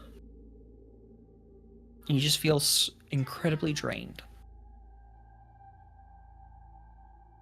The dolls are gone. I think. Is Zara injured at all, or is she just drained? Just drained. Okay. Somebody get me a drink. I would like to use create water, and give everybody clean water to drink. Is that okay? How are you giving it to them to drink? Yeah, that's true. I don't have any cups. Shit. No, I you have a don't. cup. But she could create them I in the have a cup. form of spherical balls, like droplets in the air, and then we could just go, Damiana falls to her knees in front of Isadora and looks up and opens her mouth, ready to accept the water. Darren's just gonna hold out her cup and be like, For I'm done with everyone my potato watching, water. Just this fill is the this. face I constantly make Logan pull every time you play D&D. I mean, if anybody's accepting, I mean, Farron has a cup. Damiana's mouth agape, ready to My go. tongue's sticking out as well. That's not the only thing that's a gate right now. Oh my god. Either way, you give me Is water. there anything in the room that I can use as a placeholder for this water for Zara to drink out Well, we of? all have water skins, so couldn't you just A fill all the water boot, skins? perhaps. I mean, there is a boot, but at the same time, they're just letting you know everyone has water skins. You can put the water in the water skins. What's No, a I'm fine. water skin? At the risk of sounding stupid, I don't know what that is. It's No, no. basically like a leather kind of like container that holds water. So back before they had like cups and glasses, like that was the way You you know- to transport water, like when you're traveling. Oh, okay. Think Is like it Native kinda like Americans. a Yeah. canteen, but like Yeah. it's okay. Or do any of us have water in our water skins right now? As far as I'm concerned, unless you drank out of it, yes. Oh, so then I don't need to do my spell if we all have water skins. I would still like water. Well, I'm you're not just, using a you're spell being slot thirsty for it. right now. Okay, you're being I will very take- thirsty. I've actually been on my knees, like with my mouth open for so long, like a little droplet has formed on my stuck-out tongue. I will take From water from anticipation my of the water water. skin and I will pour it into your mouth. Downstairs, you just I hear shall drink it all up. Thirsty. Liquid, please. I walk over to Zara and I give her some water from the water skin because she is parched. I can't I'm gonna drink just it, like and I'm gonna go. I wish this was vodka. All right. And Farron, you were going to say something? yeah, I was gonna say I'm gonna like just like look at her and be like, oh shit, yeah, and then I'm just gonna take out my water skin and start drinking my own water. So, having drank some water, some non-potato water, you guys finally do make your way down to the tavern where Brood is repeatedly smacking his head on the tavern, on the bar table. You know Brood, why he's smacking his head? Brood, Yeah, you're going to take 7 points of bludgeoning damage. yeah, that's fine. That's As you are no, repeatedly bashing your skull. yeah. You know what? No, DM. That 7 damage. As I take that 7 damage, I just flick my finger and I heal it, and I double down and I fucking slam harder. You're slamming harder. Okay. Yeah. Fucking. Please put him on a death saving I'll ask throw. I will ask this. Are you using your full strength? No. I wasn't using a lot of strength to begin with. I was just making an audible noise, but now I'm like doubling it. What I was doing, I just double it. Okay. I would like to say that Damiana has come up behind him and put her hand on the back of his head and is adding strength into these Head slams into the wall. What? Y'all. No. The minute I feel the hand on the back of my head, it would be fucking. I would respond with a spell, so I would not suggest doing that. Brood's a war PTSD. You are about to get like guiding bolted if you do that. You got no magic spells. I had to teach you 2 of them, and one of them does fuck all. That's for my enchantment book. Trust me, you don't want to fuck with the spells I've got lined up. So I will state this right now: as you are slamming your head with some more force, you're taking 6 more points of bludgeoning damage. All right, that's fine. That 6 I just keep for now. Okay. Let's go ahead and deal. Adjust your health bar on Foundry, please. So I will state this as of right now. You guys do have your mission. You can go ahead and make your way on over to the... Yes? Oh, okay. I know why. Because the character sheet's still showing level 3. I was like, my health point should be up. My health point should be 47, not 33. And I will ask this question. Who here has leveled their character up to level 4? Were we supposed to do that? Yes. I When have were we not. supposed to do that? The very end of It was last the very session. end of last session. Yeah, I went Beyond. You will be I checked the video, by the way. You did say level up at the very end of the session. Okay, I did not hear that. Alright. It shouldn't be too big of a deal. Most of us, even if like you're a spellcaster, the most you're really gonna get is a single spell slot or a single more spell. So it's like not really that big of an upgrade for at this point. So it's not really that shouldn't take too much work. I am in the process of updating your sheet, Brood. Give me a second. Yep, I just saw everything go from bleh, I just died, bleh, and now I'm back. You're at 43 now. That's weird. I should be at 47. Why does D&D Beyond say 47? That is not overrided. Yes, that is corrected. It should be at least. Dwarven squishy sponsor of the week. My Constitution Dwarven bonus is a 5. 1. It's a category. My Constitution bonus is a +5, so each level I get an additional 5 from that. Yeah, give me a second here. That's it. Because you only get only getting a point. Okay, you're only getting 1 point for your dwarven dwarven toughness. Here we go. And increases by 1 again whenever you gain a level.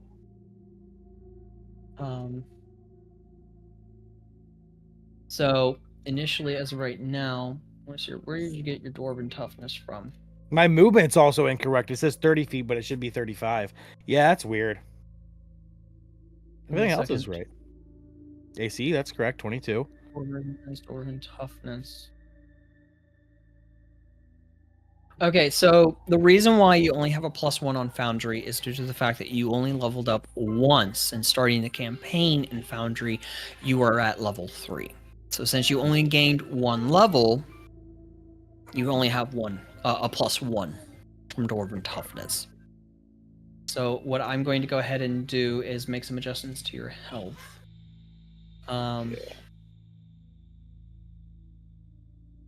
For level I can adjust shit myself too.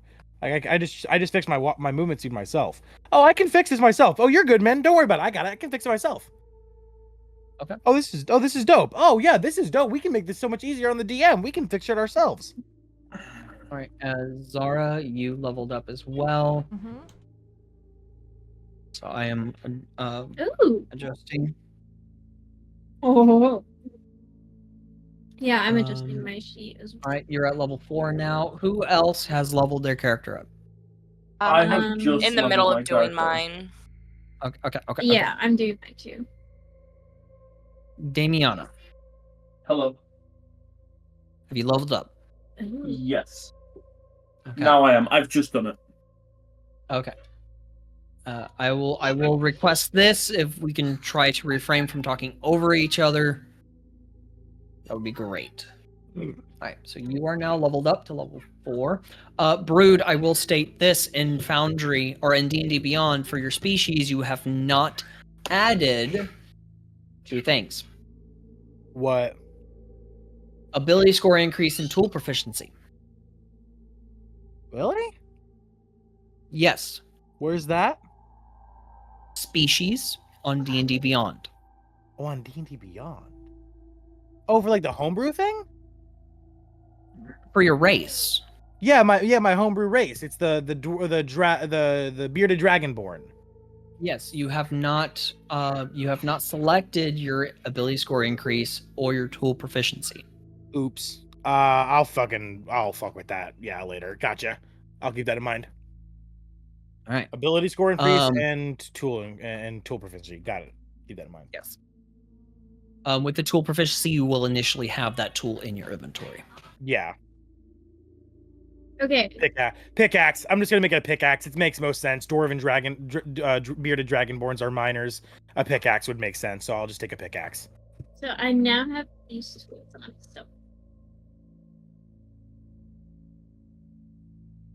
Very lovely, Zara. I'm glad I'm the most patient DM. Makes me happy. So initially, right as of right now, while everyone is currently leveling up their character, we're taking a bit of a break here. hey, 5 hey, minutes. meeting.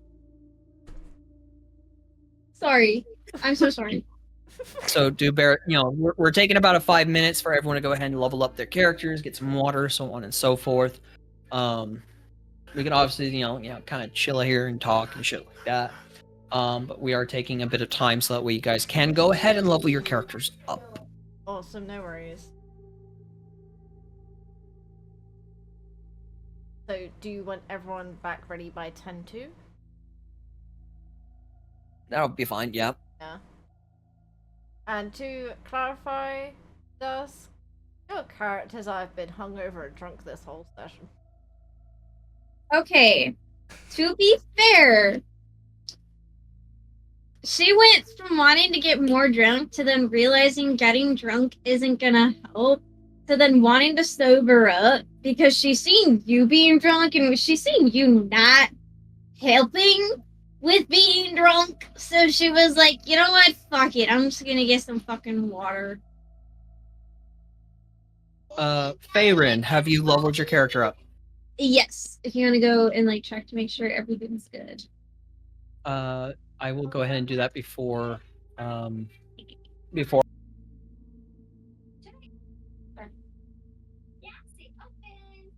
So, as you all acquire your wagon, and begin making your journey, you are initially, if you look at the map on Foundry, Dusk, that means you as well.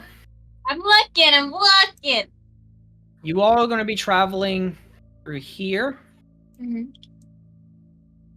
up to here. Can we stop at the Black Arrow? The tribe of Alpha. Do we see the Black Arrow as we go that way? You would see the Black Arrow outpost, yes. And just looking at it, what can I tell about it? Just as we pass by it, we don't stop obviously, but so what is it? Give me a moment. Sorry, because there is something that happens as you are traveling. Oh, okay.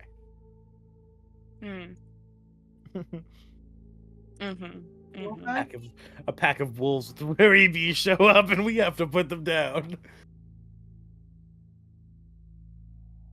Thank you. So, as you are kind of making your way rounding the corner of the mountain, you would see in the distance with a bit of trees off to the side. I assume you're the one traveling, correct? Me or me?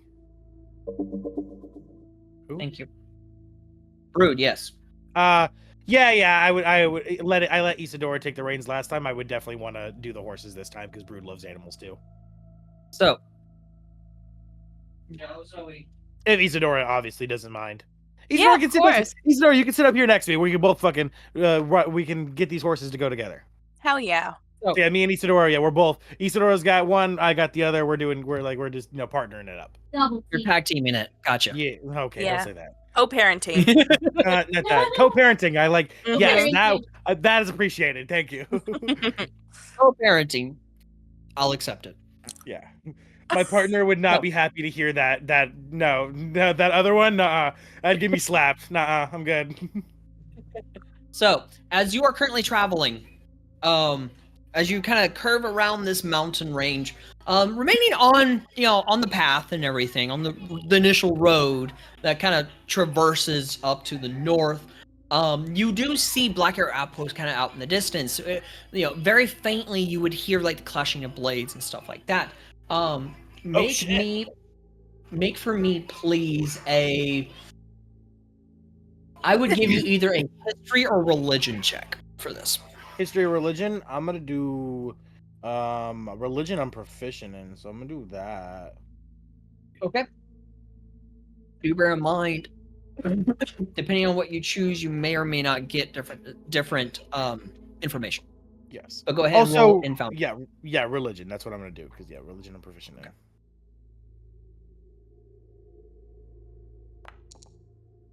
I'm gonna use inspiration.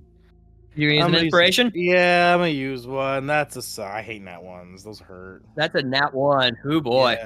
Yeah, I'm gonna use inspiration. That hurts. All right, so go ahead for me, please. Make another religion, inspiration. That was almost another nat one. I know. I'm gonna shit myself. You on that nat one and then rolled.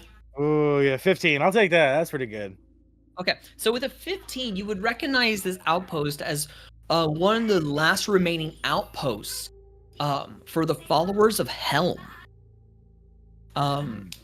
You would have seen these noble paladin-like warriors within the city of Thriss. A few of them kind of making their rounds and stuff like that, remaining to themselves but keeping an eye on their surroundings. You would recognize this outpost as being one of the remaining outposts of Helm, where they train would-be soldiers and paladins of Helm to continue the line. Okay, so the clanging and such is training, not battling to death. Damn. Yeah, it's like a training camp. You yourself, with your background, would recognize this immediately as a training. Okay. But I need Brood, you, and Isadora. That's not who I want to choose. Brood and Isadora. Yes. I need the two. Wait, what? Hold on. Excuse me. There we go. I need the two of you to make perception checks. Okay. Ooh. As you are traveling. And only you two, due to the fact that you guys are out and about.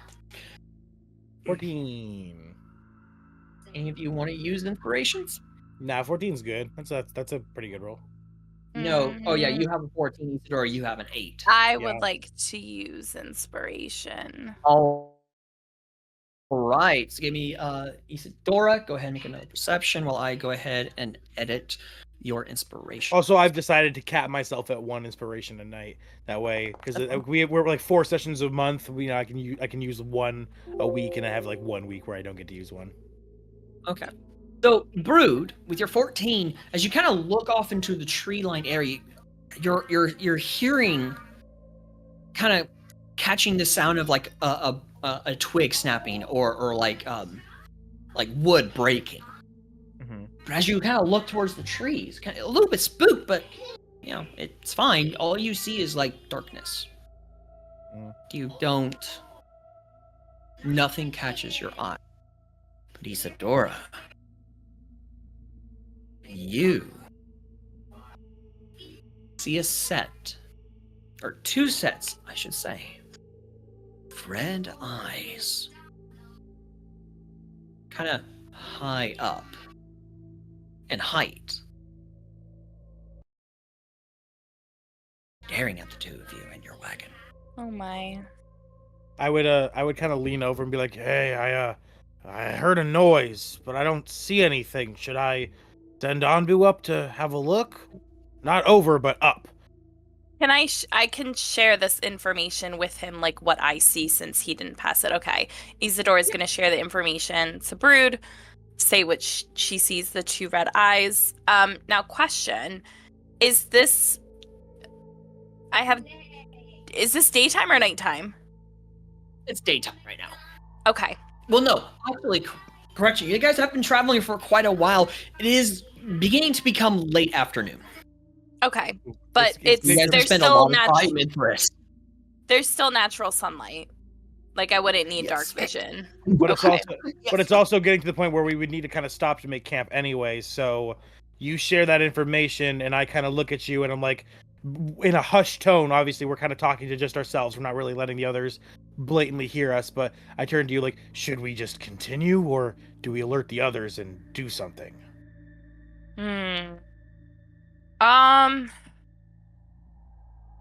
You had like a good idea with sending Anbu. Like, can we do that? Can we send Anbu up to check it out? Because I've already passed the perception check, right? So like, we know that it's there, we see that it's there. Yeah. Can we send Anbu up? I'll send him. Yeah, I'll command Anbu to go straight up, and so he'll just take off from my shoulder. He'll literally just go straight up, and I'll tell him to look over there. And with our mental communication and all, because we're of the boon and everything, he can convey back to me through mental messages what he sees from a height. So he can like kind of see over like any bushes that are kind of currently blocking us from seeing. Like I said, he doesn't go over there though. I need a bit more description on where Anbu is going. Right, literally, he's not going over there. He's going off my shoulder, up like the max movement he can go for now, and he's just gonna hover in the air and look over that direction. He's not going over there. So does he do like a lap in the air and then no, come back? No, because that would mean he goes over them. I do not want him going over in their vicinity, because maybe, by God, they can leap to where he is and grab him out of the air. Brood would not risk that. So he would stay above our cart, because there's no way this creature is going to leap out and leap all the way over our cart and grab Anbu. At that point, they would just leap out and attack us. So they either need us to stop or do something or get closer. So Brood would only send Anbu just straight up. Okay. I needed that clarification for this. No, Brood would no. He's not sending Anbu over there in any vicinity. No. Good. Just telling him to look over there and tell me what he sees. And via mental, not out loud, so the others don't, get freaked out or anything. Okay. I assume you're wanting Anbu to roll perception check, correct? Yes, he'll roll, yeah. Okay, so initially, because I don't think Anbu's his stats are... No, he does have his stats. Okay. So go ahead, open up Anbu's character sheet, and go ahead and just click on perception. Okay. Can I give Anbu guidance? Anbu's too far away. Oh, okay. I do believe guidance is touch. I mean, as I send Anbu up, like I look at Isadora, like, you want to help him, like give him a little bit of a buff? Can we, like, since we're working together on this anyway? I will allow that. Yeah. Okay. So you touch him as he shoots up into the air. Okay. I don't see Anbu on the map anywhere. How do I open up his sheet? No. Go to here. I'll just go ahead and just drag him. Yeah. I thought. Yeah. There we go. Perfect. Okay. And now open his sheet. Go to actions or attributes. Because he's actually there. There, I can just request it. Oh, perfect. Great. Oh, that's not right. Hold on. What the? Oh wait. New actor 32. Yeah, he doesn't have a name. It's not like an official name or anything. All right, and then he has advantage on these. So there. That is a 14. I believe guidance is a D4, correct? D4, yeah. So roll 1 D4. That's a D6, not a D4. There you go. Oh, perfect. Roll a D4. Perfect. Awesome. That is a 1. So 18. As of right now, Anbu also just sees the 2 sets of red eyes. Okay. From what looks to be very tall figures. Figures? Yeah, there's 2 sets. 2 sets of eyes. 2 sets. So there's two figures with a set of eyes. Four eyes total. Thank you for clarifying, because I misunderstood the first time. I thought it was just a pair of eyes. So I'm with you now. Yeah, 4 eyes. That's why I said 2 sets of eyes. Got it. Got it. Yeah, after not gaining any additional information, I look at Isadora and I just simply ask her. I look at you and I'm like, I will ask this one question really quick. Have you guys stopped the wagon? I slowed it down. The wagon Well, I don't think we would stop, but simply slow down. We like stopping would obviously alert the group. Like we're kind of like keeping this hush hush. We're not letting them outright know what's going on here. We're kind of keeping it on the down low. So I feel like we would slow down, but not necessarily stop. But it's up to you. If you go to stop, Brood would follow along. I have a question. What's your question? Are we moving towards the direction of these two pair of eyes? No. You are moving up towards Black Arrow Outpost initially, but you do see these eyes off to your your right. Right? Okay. Yeah, off to your right within that forested area. Yeah, it's like we're kind of going past them. So yeah. So you see them right here within this area. Okay. Yeah, that's where you see them. Okay. I think we should tell the others. Is what Brood says to Isadora. Yeah. But what is your question, Isadora? You had asked. Can I ask the horses if they have? Because I remember we had this conversation with our first travels that there was some stuff that we could be wary of when we were going through. Can I ask the horses if they explain to them what I'm seeing?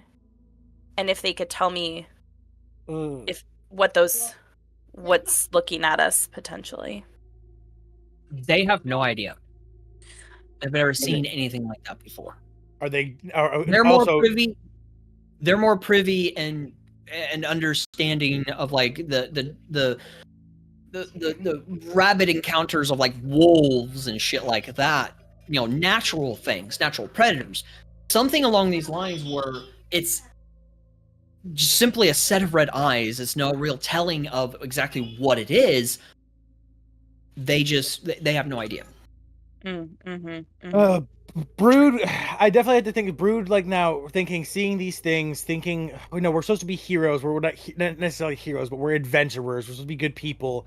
I'm worried that if we just go past this and act like nothing happened, that could mean someone else gets hurt in the future. A different group going by is then attacked by these creatures. Like maybe they're not attacking us because they realize like we're a little stronger.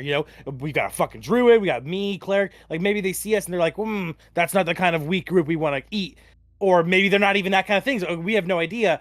Brood would definitely be very worried about other people getting hurt. So I think we should do something about this. And I would. We also need to. I'm sorry, I didn't mean to cut you off. Go ahead. Go ahead. We still need to decide whether or not we want to stop our wagon. For camp too, of course. Yes, it's getting close to night anyway. So maybe we do two birds with one stone. We stop, we fix this problem, and now that there's no problem, we've got a nice, safe place to camp. Are you gonna tell the rest of the group what's going on, or are we just gonna stop camp? So yeah, Isadora, do we tell the group? That's what Brood would leave it up to you for the final decision if we tell them or not. Question. Yes. I do that a lot. Do we know if whatever? I mean, we don't know anything about them, right? It's from my understanding, based on the perception, they can see us. Mm-hmm. Yep. Oh, yeah. And they're watching us. Yes. Very much so. Bessie, I don't know if we should stop the wagon. But if we don't and other people get hurt because of this, what is that? That's on us, and we're supposed to be heroes. We're supposed to be adventurers. I will ask you this, okay? As the two of you are communicating, or have you slowed the wagon down? Yes, I definitely think so. Yeah. Okay, cool. So as the two are communicating, the eyes, because as you are informed of what Isadora saw, Brood, you would also see these eyes. Okay. Mm-hmm. As you all have slowed this wagon down and keep an eye in that direction, you see the two eyes kind of begin moving up and down. Until you all see these two figures, identical in armor, stepping out. Oh yeah, we have to handle that. We can't just leave these people fucking here. This is gonna lead to other people getting killed. Oh, that's not good. Why are these two just chilling in the starter woods, bro? What the fuck? What's goddamn... Do we know? So are they stepping in? Like we can see them now. So can we make an assessment of if we know what these are or where they're from?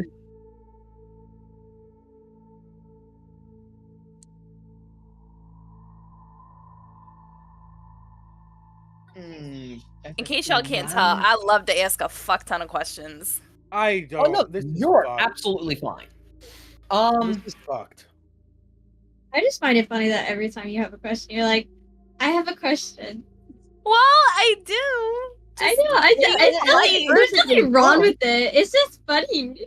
It's like, hey guys, just as a question. All right. Well, if it's not, I will state this. They have appeared within the light of the sun. Okay, within daylight. They have stepped out into the light and have stopped. They're not advancing any further. Just standing in the light so you can see them, and they're watching you. I'm gonna. Do they have a threatening aura? That's what I want. Okay. Yes. 100%. Okay, well, if it's not already obvious to the rest of the group, we'll turn around. Right now, you will not be able to ascertain what these entities are. They look like warriors, but they're humongously tall. They're like they're like 7'5". Okay. Is there any so I'm assuming that like the rest of the group can kind of see them step out. Like we didn't know about the eyes, we didn't know what was going on. But like as the cart starts to slow down and these guys like step out, the rest of you would not know this. You just notice that the cart is slow. Do bear in mind, this cart is not like an open top cart. It's a cupboard. It is closed off. Yeah. At this point in time, I would call to the rest of the group. I would say, guys, there's a problem. And how do y'all react? Instead of him saying that out loud, can I use message to tell one of the people in the back? Brood, that's on you.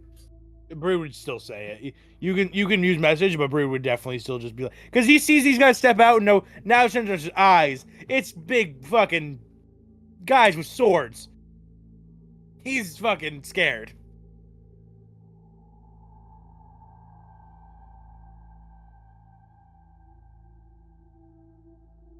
Oh. I don't feel as though that bringing attention to us is the best idea. I mean, think there's already attention on us. Well, I think they're staring at us, right? Like just dead on us. They're watching you all, so yes, you have attention on you. It's already all eyes on us. At this point, fucking, who cares? I mean, at this point, Brood's probably already yelled out. We've probably already just like heard him. Like, hey guys. Xenia, I assume you've just gotten back? No, I've been here. I've just been sorting my cam out. Have you checked pics?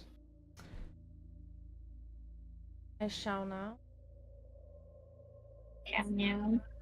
This is what Brood and Isadora see. 2 sets of these individuals. So two of these figures. Oh yeah, and I've now called out to the rest of the group from the front of the wagon that there's a problem. That's all I've said, though, is, guys, there's a problem.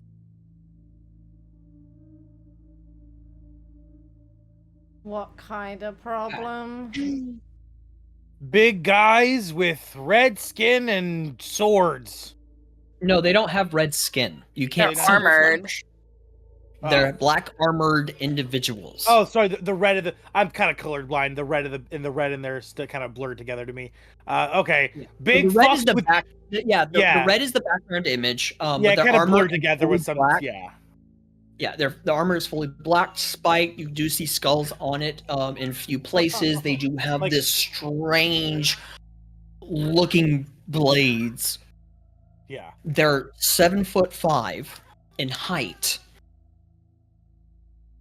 They're just staring at you all. 2 big guys. They have horns and big swords. They seem like they want to kill us.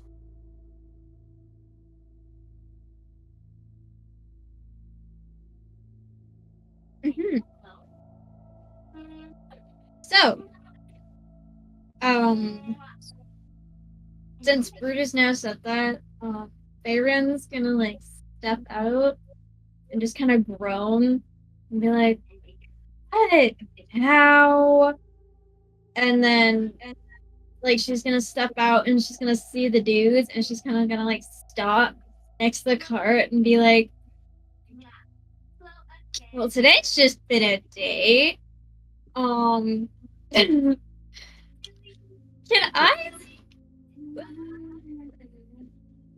Is there any way for me to know like what these guys are, or maybe what kind of language they speak? See if I can try to talk to them." They have not spoken.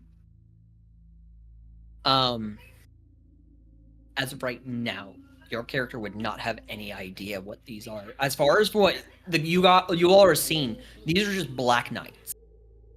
Tall, buffy, like large. They're medium-sized creatures. They're 7'5", but bulky black knights with strange armor and strange weapons. Mm. No idea. Brood, hearing Faron get out, kind of looking over like to the side of the cart, watching them step out. He's gonna look at Faron. He's like, "Hey, you've got horns. They've got horns. Go talk to them. Work this out."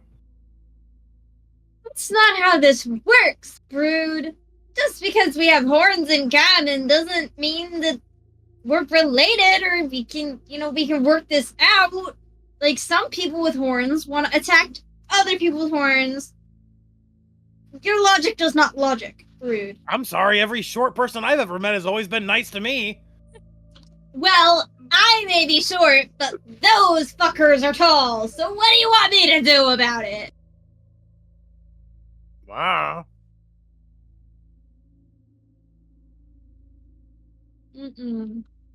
All right. I guess I look at them, and I shout out, "Hey, is there a problem? Is there like a fee we have to pay?" How far away are you, Brood? I'm still on the cart, so I'm like yelling from the distance. So I will ask this question. Okay. I'll simply just ask this question. I'm trying to word it in my mind here. Brood and Isadora, you guys were driving the wagon and then stopping the wagon. How far away would you say? Because these entities like stepped like a 5-foot square distance into the light and just stayed there. Okay. Yeah. So very much easily they can just take a step back into the shadows and not be seen. Yeah. So I will ask this question. Hold on. I will ask this question. Yeah. Brood and Isadora, when you stopped the wagon, how far away from these individuals did you stop the wagon from? Did we say we stopped, or did we just slow the wagon down? We slowed it down so far. Yeah, I think we've stopped at this point now because they've come out. Yeah, we've stopped. Yeah. Okay. I feel like the question. You said, hold on. How do you ping? What's the ping one? Click and hold. Click and hold. Okay, so you said they were here, right? You said they were here. They're like within this area right here. Okay, and we were traveling up this way, like we were coming from this direction. So I feel like they've stepped out. I feel like we would be like level with them, like where we are directly looking right, and we're stopped perfectly in front of them. They're like they've come out of the darkness. We're stopped, looking over right at them. Faron's come out, is looking over at them now too.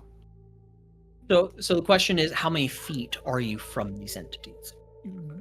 Is there like an actual path that we're following, or is it just open plains?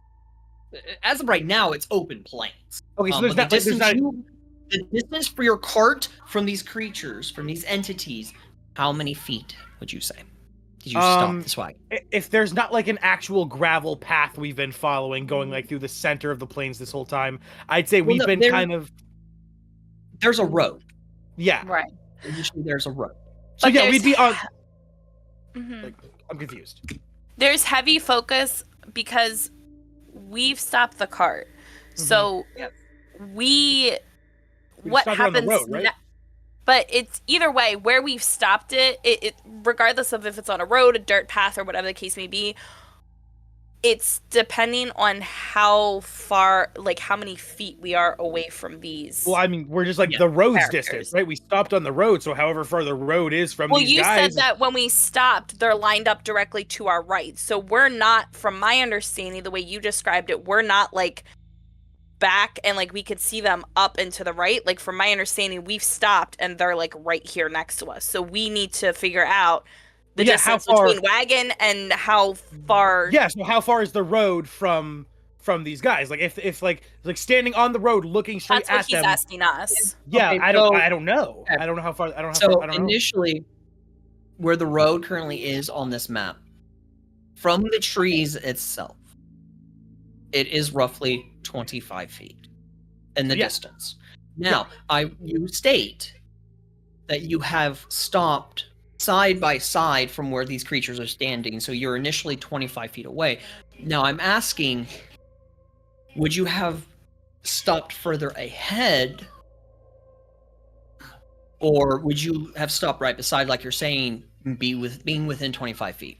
Yeah, I feel like we would have stopped right next to them, right? Like we see them come out. Yeah. Brood, you had asked these creatures a question, right? Yeah, I asked if there's like a toll we have to pay, or if there's a problem here. Mm-hmm. So immediately as you speak, now these entities have watched you guys stop your wagon. Several people stepping out, and then you ask this question. Immediately, their heads turn immediately to you. While one of their eyes, one of the red eyes, begins to glow. Brood, I need you for me, please, to make a con saving throw. Okay, do these at advantage. This is the reason why I was asking. That is a 19. Why did you have advantage? Because that's my class feature. For my Advantage on con subclass. save? Yep, advantage on con save specifically. What is it called? Do bear in mind this is new homebrew, so I'm. It's just not in remembering. my. It's just in my subclass. It's just in my smith because I'm a blacksmith. Con saves for like forging hot metals and potentially smashing my fingers in shit. It's just part of my subclass.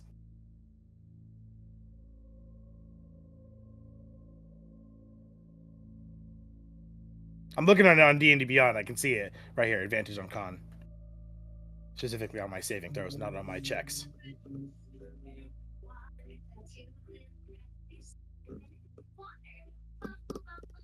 I'm not seeing anything that gives you advantage on con. Here we go. I see it.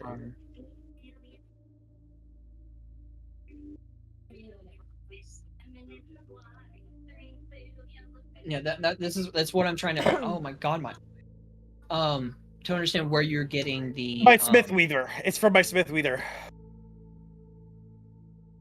Smith Weaver. Okay. Yep. Let me look here real quick here.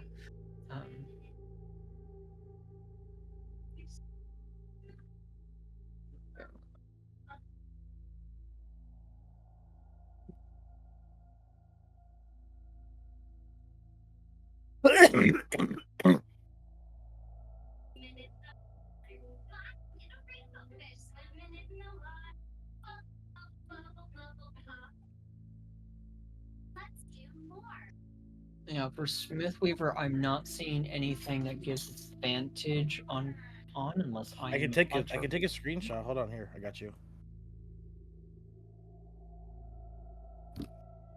Show my. Of course, I had to fucking do it the wrong time.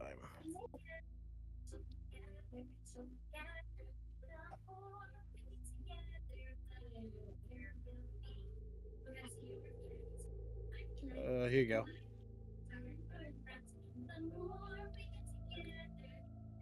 It's in general. Underneath my saving throw. Well, I know it says that on your character sheet, but I'm not seeing where it should be in my smithing weaver. I'm almost positive I remember putting it there. Yeah, I'm not seeing. View my homebrew. Hold on. Collections, my homebrew creations. Smith Enchanter domain. View details page.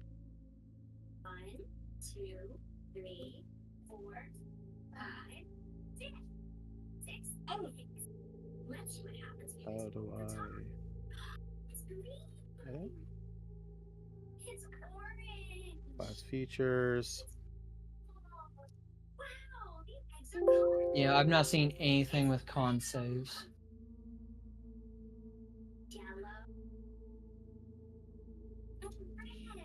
Right here, Constitution saving throws in my smithing. I'll just take a screenshot of it for you here. It's in my smithing weaver. That's exactly where I thought it was. Right here. I just took a screenshot and upload a file. Here you go. Bing bang boom. You got a baby pachyderm.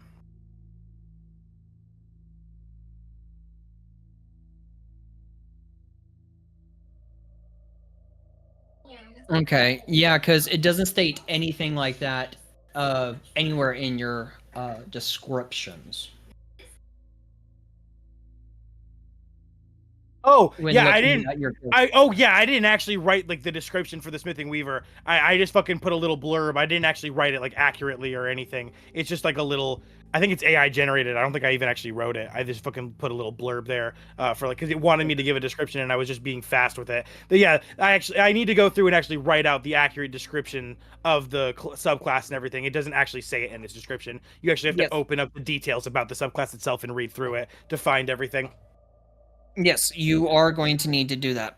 And Yeah, what's giving you the what's allowing the advantage on con saves with your subclass? My blacksmithing history. You know, all the times blacksmiths potentially smash their fingers into their hot forge. They have to pull out iron from the forge itself because their tools break. They have to, dip something into oil because so all the times they have to resist that. That's Constitution, and that's all stuff that would do damage. That's like stuff that you have to save your fingers for, save your hand. It's all about making sure you preserve yourself. So that's why I get advantage on con saving throws.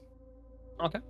So, as his eyes glow red, looking upon you, the other one immediately slowly turns its gaze over to Isadora. I need also a con save from you, Isadora.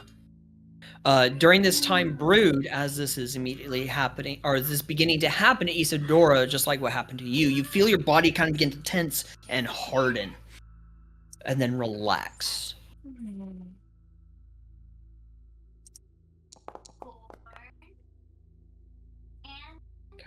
Is that a nat 1? No, it was a 4. It was a 4. It looked like a 1. It looked like a 1. Isadora? No. No. Yes, honey boo. Isadora, your body begins to harden. I will read this all to everyone. This is called Dreadful Gaze. Choose a creature within 30 feet of the general. So long as two of them can see each other, general can force the target to make a con saving throw. So long as the creature isn't incapacitated. On a failed save, the target magically begins to turn to stone and is restrained. It's a fucking It must repeat the saving throw at the end of its next turn. On a success, spell ends. On a failure, the target is petrified until freed by a greater restoration spell or other magical effects. What the fuck? We're level 4. Why? You just had to holler at him, didn't you? I'm going to state this here and now. There is some battles you are not going to be able to win, and the safer option to run away. Well, we're supposed to be adventurers. We're heroes. If we leave these creatures, that means other people are gonna get killed. Like, we're at level 4. Think of it this way. This is initially supposed to be a teaser. Yeah, but you put a moral dilemma where there's things that could...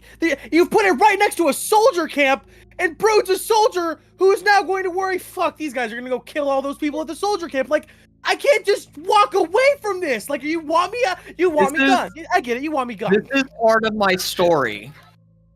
It's giving, It's Lord giving a level of Farquaad, fear. Lord can't just walk Farquaad, some of away. you may die, but that is a risk I am willing to take. Like, Brood can't just walk away from this. There's a camp of innocent soldiers here.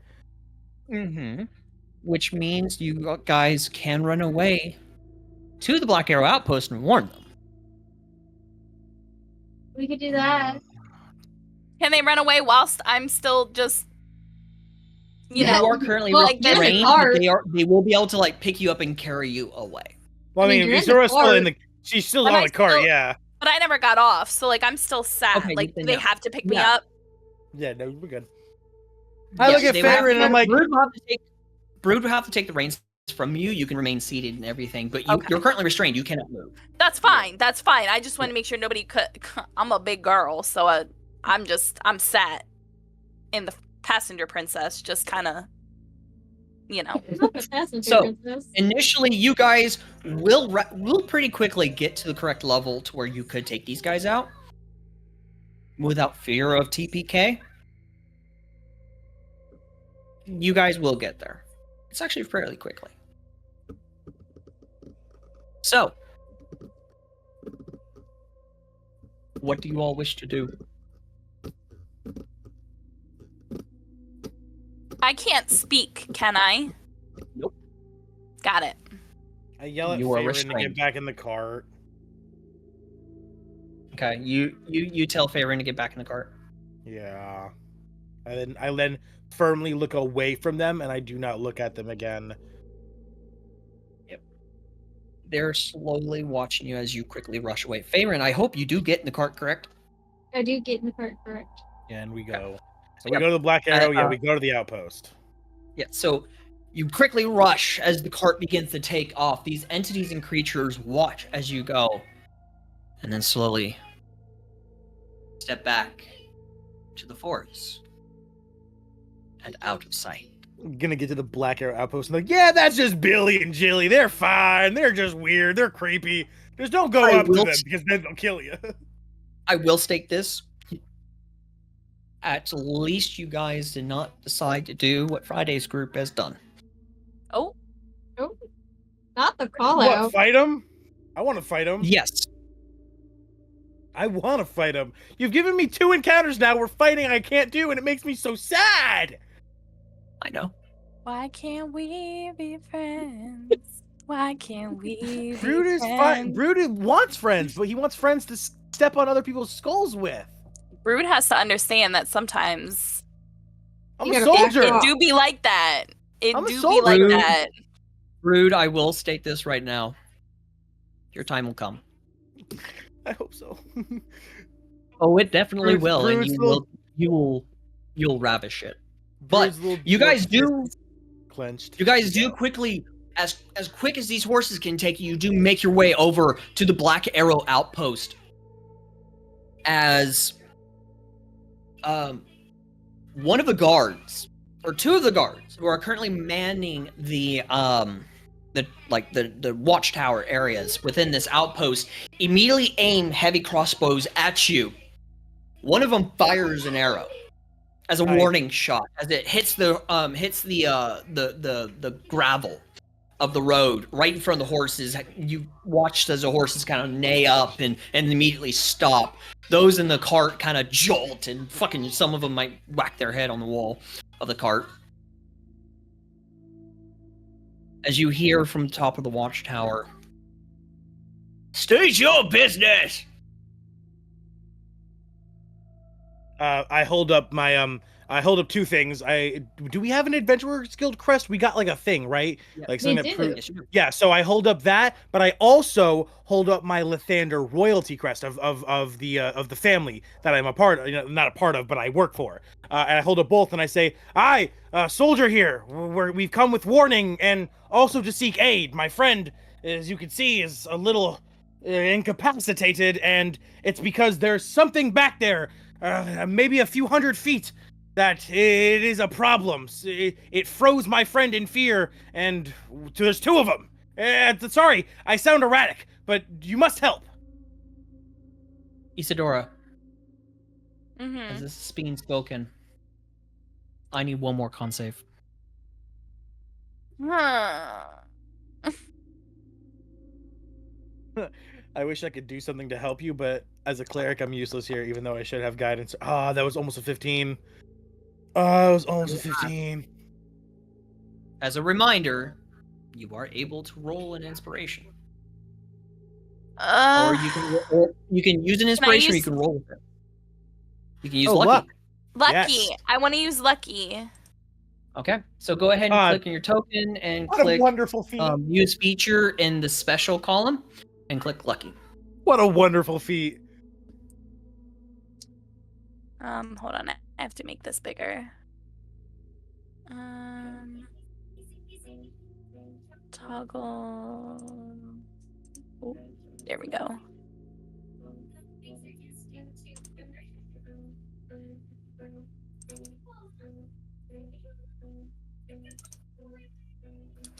And you said features, right? Lucky.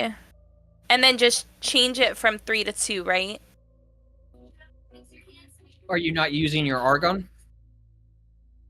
Hold on. Yeah, so I see it now. It says lucky, it says 3 out of 3. So I'm in my Argon hub and I'm under features, under my character. For use feature within the special column, right? I don't think so. I'm in my character sheet. So I'm in my Argon. Hold on. Yeah, you're in your character sheet right now. Just do a single click on your token, your Argon should pop up. Yes, it does. Okay, so within, which is the last bracket, it'll say on the bottom, special. You see that? Yes, use feature. Got it. Thank you. And then click on lucky. And then click use resource. Or whatever it's called. Do I have to target myself? You can do that. It's telling me that I need to target. Consume item you spend when use of these 3 available. Yes. All right, okay. So, with that, Isadora, con save. Why does it say Gore underneath Isadora's name there for some reason? Because my username is gorgeous. Oh, okay. Yeah. I was gonna say, what the fuck? It's a weird thing. Just says Gore. Alright, so yep, in chat. Why? Why did the dice hate me? You do have an inspiration. But I already used one. You did, yes. Okay, this feels like a life or death situation. This feels like a life or death situation. This is like, yeah, I would even break a rule. I'll use it. Yeah, I would even break my rule of one a session for something like this. This seems important. You have 1 left for this entire month. Oh, thank God. There we go. I will ask this one time. Do you want to use your last dose of inspiration? Are you serious? 14 wasn't high enough? Can I ask a question really quick before I answer that? You said that if I don't pass the con saving throw, then you said I become I turn to stone. I become petrified, and then there was a spell that had restoration. Yeah, and that's a spell I cannot cast. I can't cast that yet. So I will ask this. Yeah, I'll use it. I'll use it. Your very last inspiration for this entire month. Go ahead.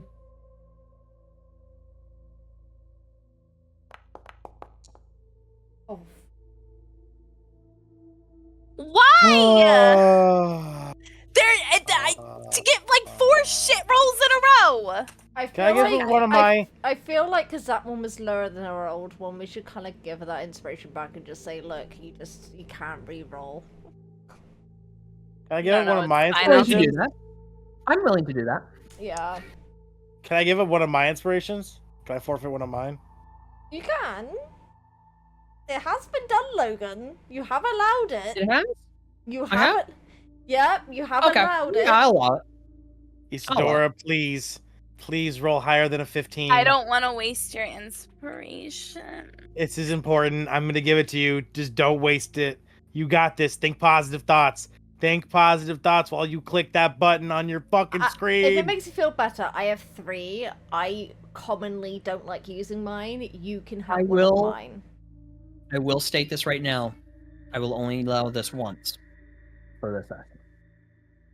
But Isadora does have her last inspiration that she used. She does have that back. Okay. So, and that's to prevent the constant use of inspirations just to get a success. Yeah. Is to prevent that. So, are you wanting to use Brood's inspiration? Or mine. I'm offering mine as well. Okay, so you have a choice between 2 people. Yeah, if they're offering theirs, they've got more than me. I will take mine off. I will use Zara's Yeah, I'll just- inspiration if she will allow it. Yes, of course. Logan knows I hate using my inspirations anyway, so I'm happy to gift it.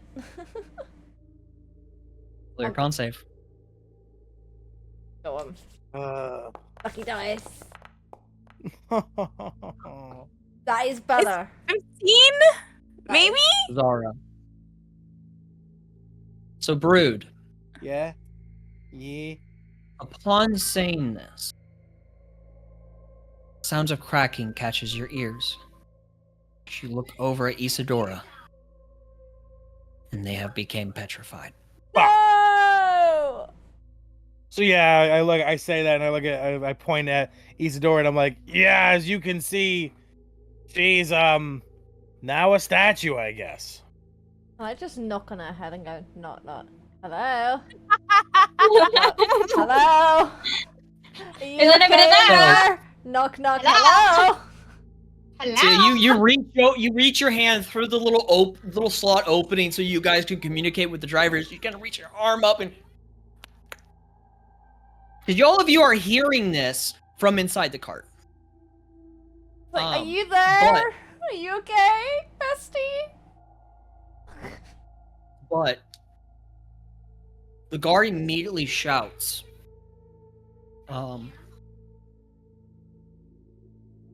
He shouts in common. Open the gate! We need aid! As the gate immediately begins opening, the sounds of blades clashing against one another immediately stops. While Dusk is also kind of dancing to some sort of music. Please don't celebrate my petrification. I'm describing this immediately. I'm just saying Dusk dancing, and it's like, okay. I'm literally just sat there like this, and Dusk is like, she's just there like, don't stop. Hey, moving to that yo. funky beat. Hey, yo.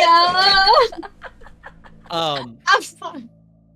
But the gate does open up. The sounds of blades and metal clashing against one another immediately ceases. As 2 guards rush out, motioning for you to enter in with the wagon. Yeah, I instantly, yeah, guy, and I say I speak to the horses. Please hurry. This is important. As the horses bring the cart in, they're indicated by the guards to move off to the side as the horses kind of listen to their commands.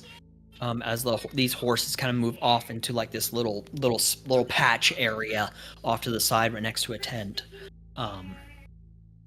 The sun is just now beginning to set as the gates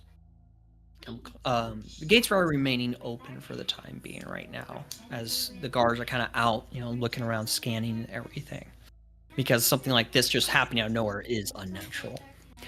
The captain of the guard, a bald-looking man with what looks to be like these eagles, kind of coming over, and its beak's kind of stopping right here, as he kind of looks at you, Brood. What is the meaning of this? What happened? Roughly, how many feet would you say, DM? Did we travel from the problem site to here? I want to get an accurate number. Quite a ways, almost a day's journey. No, not from Thriss, but from the problem area. From where the thing happened, where Isadora got petrified. I would say about 3-hour travel. So 3-hour travel? Okay. So 3 hours travel back in a spot of forest where I saw some hilly terrain as well. There was these two men, or beasts more than anything. They stepped out of the darkness in their glare. As I looked into their eyes, I got a chill so profound that it even made my time in the war seem like nothing. And as my friend here, Isadora, looked at them, they were stopped in their tracks instantly. I had to tell the rest of our comrades to get back in, and we quickly made our way here. We figured you could provide support, or maybe we could give you a warning as to those creatures, those beasts. Kind of looks over at Isadora's stoned features. Kind of slowly raises his hand up. Not touching Isadora, but kind of hovering so slightly on her shoulder. This is rather strange magic. I've never seen anything like this before. I do not know what has come over your friend. However, I do know someone who might be able to help your friend. Before I say, where are you all planning on going? Where are you going? Where are you coming from? We are coming from Thriss, and we work with the Adventurers Guild, and we're on the way to the tribe of Alpha. Ignore that. How can we help our friend? Calm down, ma'am. Calm down. You're going to the tribe of Alpha. That is good. The tribe of Alpha, though at high stakes currently right now, the tribe of Omega. The tribe of Alpha does have a shaman that could very well potentially assist with your friend. The shaman is very trained in the old arts of magic. You could potentially take your friend there and request aid with the shaman, but I do not recommend going out at night. You are welcome to stay here. You never know what happens at night. I will dispatch a group of soldiers and head on over to this location that you speak of to figure out what it was and possibly maybe even find a cure to help with your friend. But for now, I recommend that you all stay here where it is safe. Can I attempt to persuade him to not do that? He says himself that there's the only person who could fix this is a shaman who's in the tribe of Alpha, which means they don't have a healer or any form of healing potion or anything to undo these effects. And he's just going to send soldiers over there, to just regular soldiers, even stronger soldiers, just over there to handle this. Brood would attempt to be like, sir, you can see how serious the situation is yourself. My friend is no weak person. They are quite a fine not sorcerer, but magic user. You've said yourself that no one here can undo this effect. We don't want to see any more innocent lives or any more people in this kind of state. Hold off. Wait. He immediately raises his hand up to you. As he says, My good friend Dwarf, judging by how you speak, it is safe to assume you've yourself seen combat, correct? Aye. Then you must understand and know that we do not stray away. If we are to die, then we do it in the light of hell. We fight we fight to protect and defend. And we will continue to do so, as I have taught many of the soldiers here and those who roam through Thriss. Fucking love this guy. Yes, sir, you are correct. How could I say such a thing? To doubt a soldier's honor, to doubt a soldier's reserved for combat. I should have never done such a thing. Please, accept this. It is fine. You all have been through quite a bit from what I can gather and can tell today. Rest, regroup, and sleep. Come first dawn tomorrow, all of you will be able to make your way to the tribe of Alpha and get your friends some help. I will agree, as long as you can humor me in one thing as well, sir. What is that? The squadron you will send out, at least allow me to bless them in the light of Hephaestus as well, so that they might go out with a little extra protection. Ooh. Make a persuasion with that, because initially you are blessing individuals who are already blessed by another deity. Oh yes, I understand. But usually deities of similar alignment will allow for their disciples to receive such things. So I'll do this, but persuasion's my good thing anyway. So come on, I don't have advantage on these, but yes, make me go. Okay. Let fucking go. Okay, so with the 23, he'll kind of look to you. He'll clutch upon his medallion of helm, which is a simple hollowed out helmet that is made of gold. So he kind of clutches this, and Kevin gives a sigh and goes, We will accept your offer. Now, Thank you. I will present to you the batch, and I will send them on their way. For right now, I instruct the rest of you to sleep. Get as much rest as possible. If you come from Thriss, you have come from a long way. Okay, DM, this I want to remember correctly because I've been in a lot of campaigns. This is the campaign where you said we can actually talk to our gods, right? We can actually speak to them, and you said we can a dice roll or something, like a D100 or something. Because with this blessing, I would like to actually speak, ask Hephaestus to genuinely bless them, to even if he can only give them a little bit, just to genuinely to help these people, because this is not just a hollow blessing of me just going over there and giving my blessing, a little prayer, but something actual. Lord be with you. Yeah. Yeah, I want to actually I really worry that this band of soldiers just gets wiped out. I it's gonna break my heart to see that. And I know I see your sick smile over there, you bastard. I know you want me to be sad. High or low? Fuck. High. Okay. So you have called upon Hephaestus. You have not received a reply, but you do not know if it worked or not. Okay. Well, you know my ask to genuinely to give these soldiers even guidance, anything that he can offer to help them come back from this quest alive. Okay. So, with that, nightfall has come upon you all. These group of soldiers, probably above, we'll say, this encampment, I believe, has a total of 30 soldiers. So about 12 leave the camp and make their way out. I will ask, do all of you have a long rest, or are you guys taking watch? Nah, long rest for Brood. I'm Long gonna rest. Zara's had a Long day. rest. Well, I don't really know. Do I have a choice? No. I'm in the middle of rigor mortis right now. I can't really do anything. Yeah. I will say this right now, Isadora. You are alive. Sick. Okay. Oh, I do. Yeah, I you are alive. I would Petrification also does not kill you. I would like to specify as well. I bring Isadora inside, where she's inside a tent with the rest of us.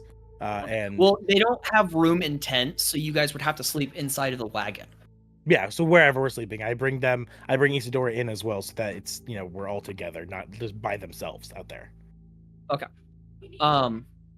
Thanks. So as the night fades, daylight comes.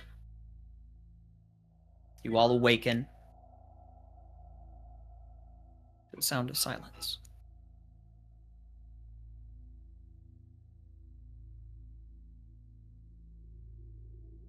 What do you do?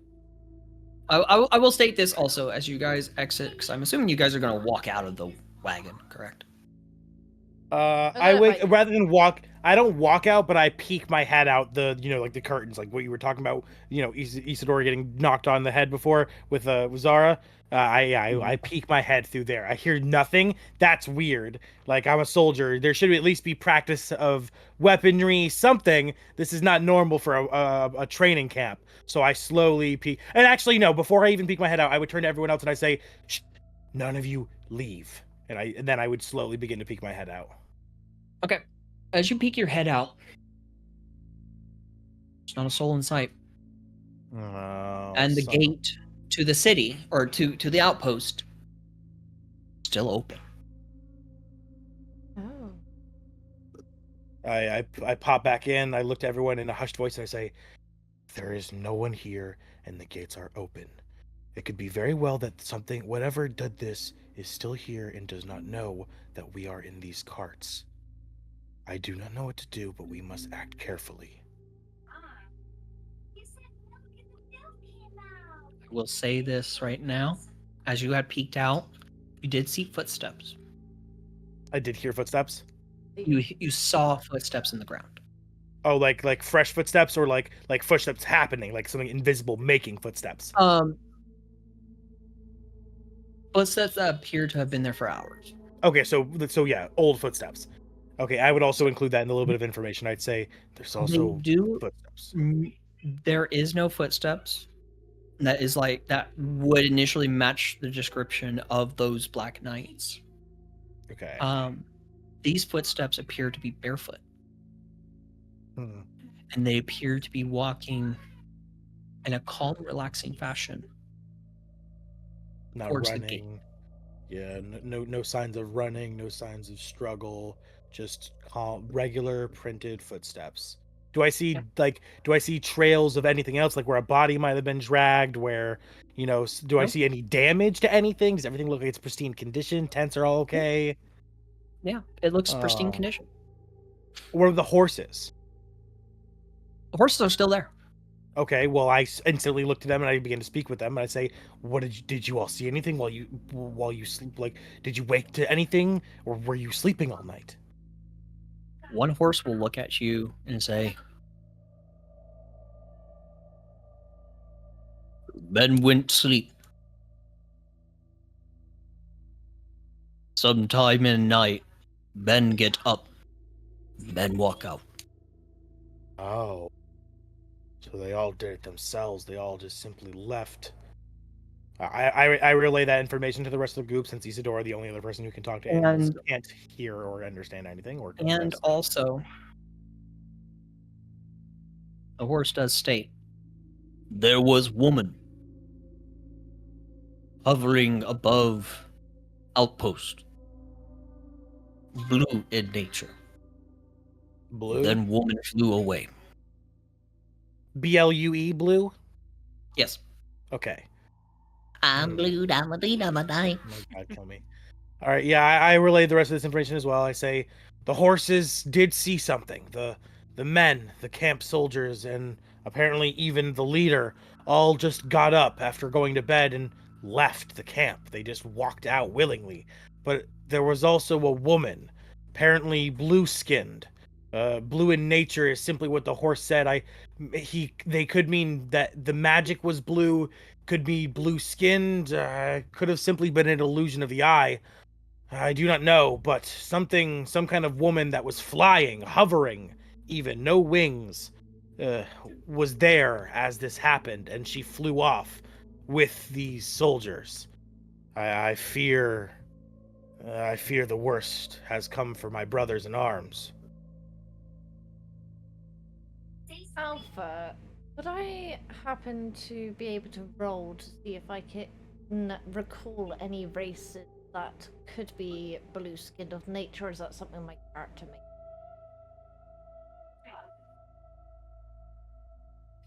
I would have you roll a history check.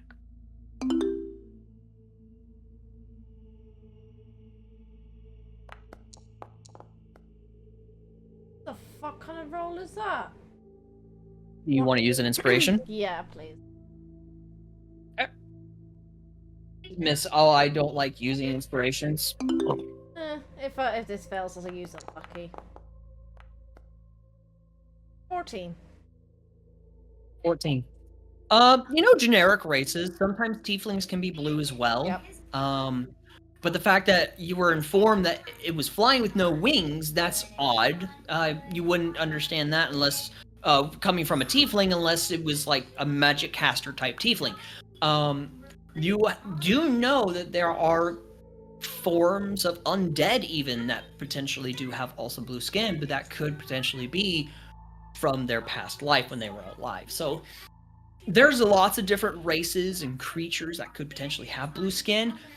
You are not there. You are uncertain of what it could potentially be. But you do know there are numerous races and creatures out there with the chance of having blue skin. Blue skin, you say? Well, it doesn't overly narrow it down. Tieflings can be blue, undead can be blue. Flying, though, without wings, does seem it would be magical of nature, whatever it is. I would agree there. Maybe a creature from the underrealm, something either underground. A lot of the underground races, like us dwarves, similar to us dwarves, usually come out a little darker or bluer in skin tone from the lack of seeing the sun. It does not narrow things down. I think the best thing we can do here is have a few of us stealthier types like myself go forward and scout ahead. See if we can see anything that's going on since the gates happen to be open. I could also go out and see if there's any wildlife, any animals that might have seen what was happening. Quick couple spells, I could easily get them befriended and speaking in a matter of seconds if they have any information.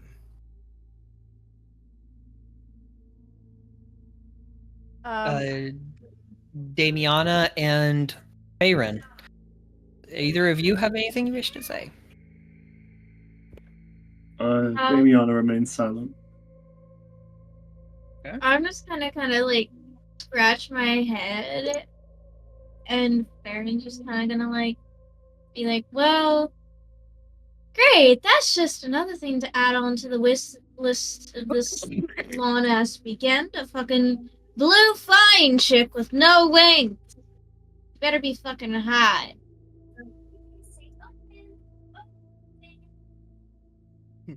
You fucking hear on the side of the goddamn cart. Dush, dush, dush, dush, dush, dush. Fucking no more, please, with the hot. Either way, some of us need to stay here. Keep an eye on Isadora, since she's not exactly of use at the moment, let's be honest. I'm gonna go out and I'm going to scout ahead. I need to see what's going on, because they said that they knew someone that could help us. Maybe it's someone that's here. But we're not gonna get anywhere if we're just sitting in here.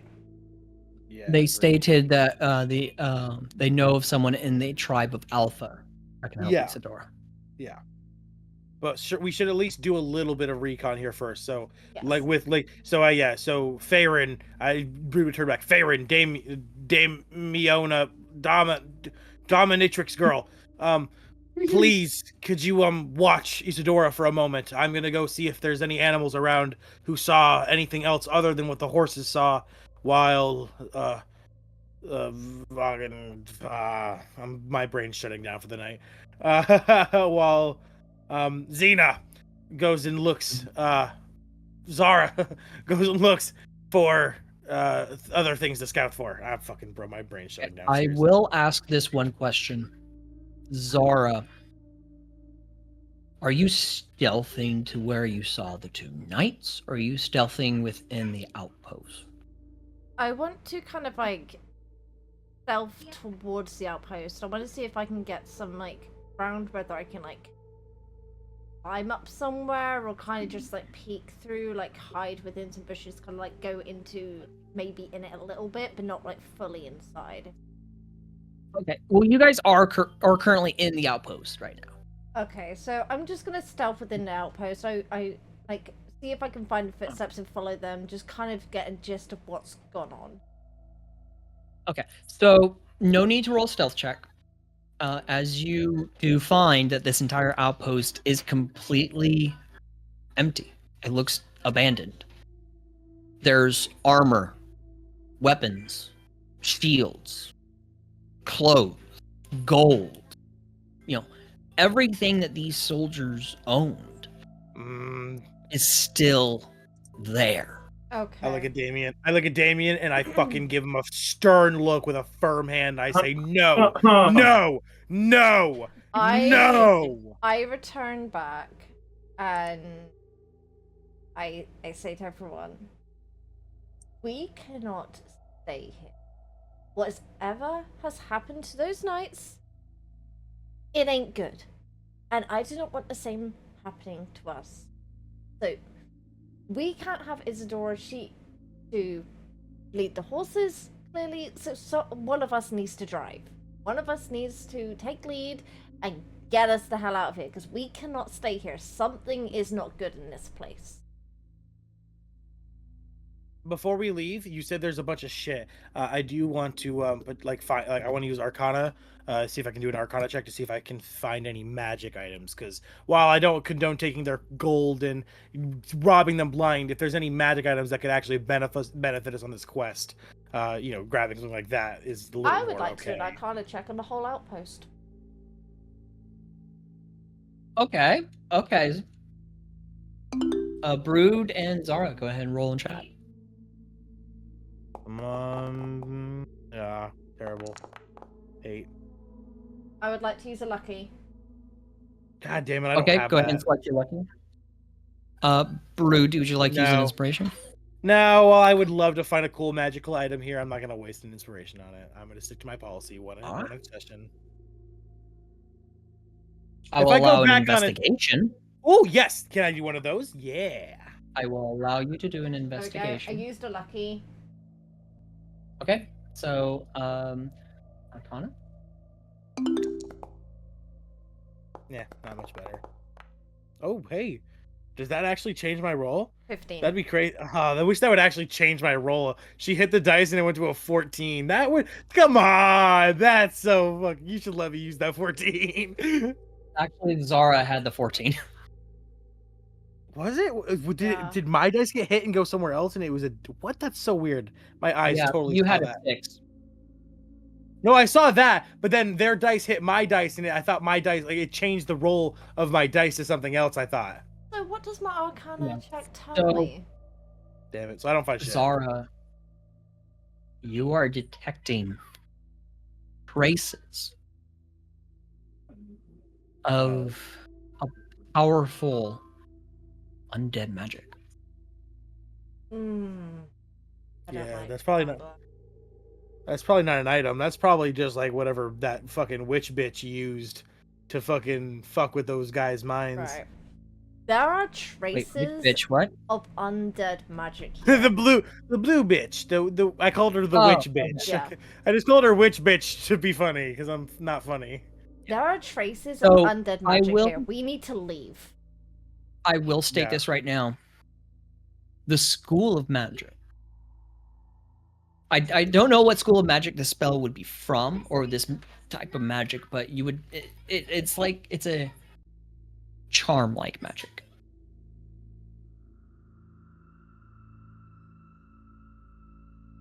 Isn't that evocation? It's a charm-like magic. Pretty sure it's evocation. So... You guys go ahead and take off? Let's There's get the fuck charming outta magic here. We need to get out of here. Who here is particularly good at, I don't know, survival, animal handling stuff that may be able to lead a horse? Because it's the school of enchantment, DM. Thank you. Gotcha.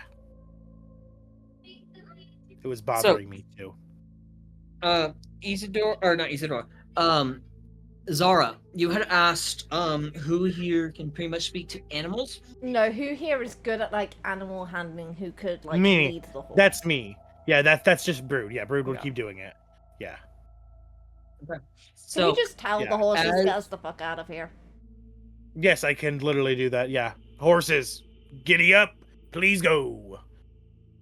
Yep. So the horses begin taking off, and you guys begin You guys leave the now desolate and abandoned Black Arrow Outpost.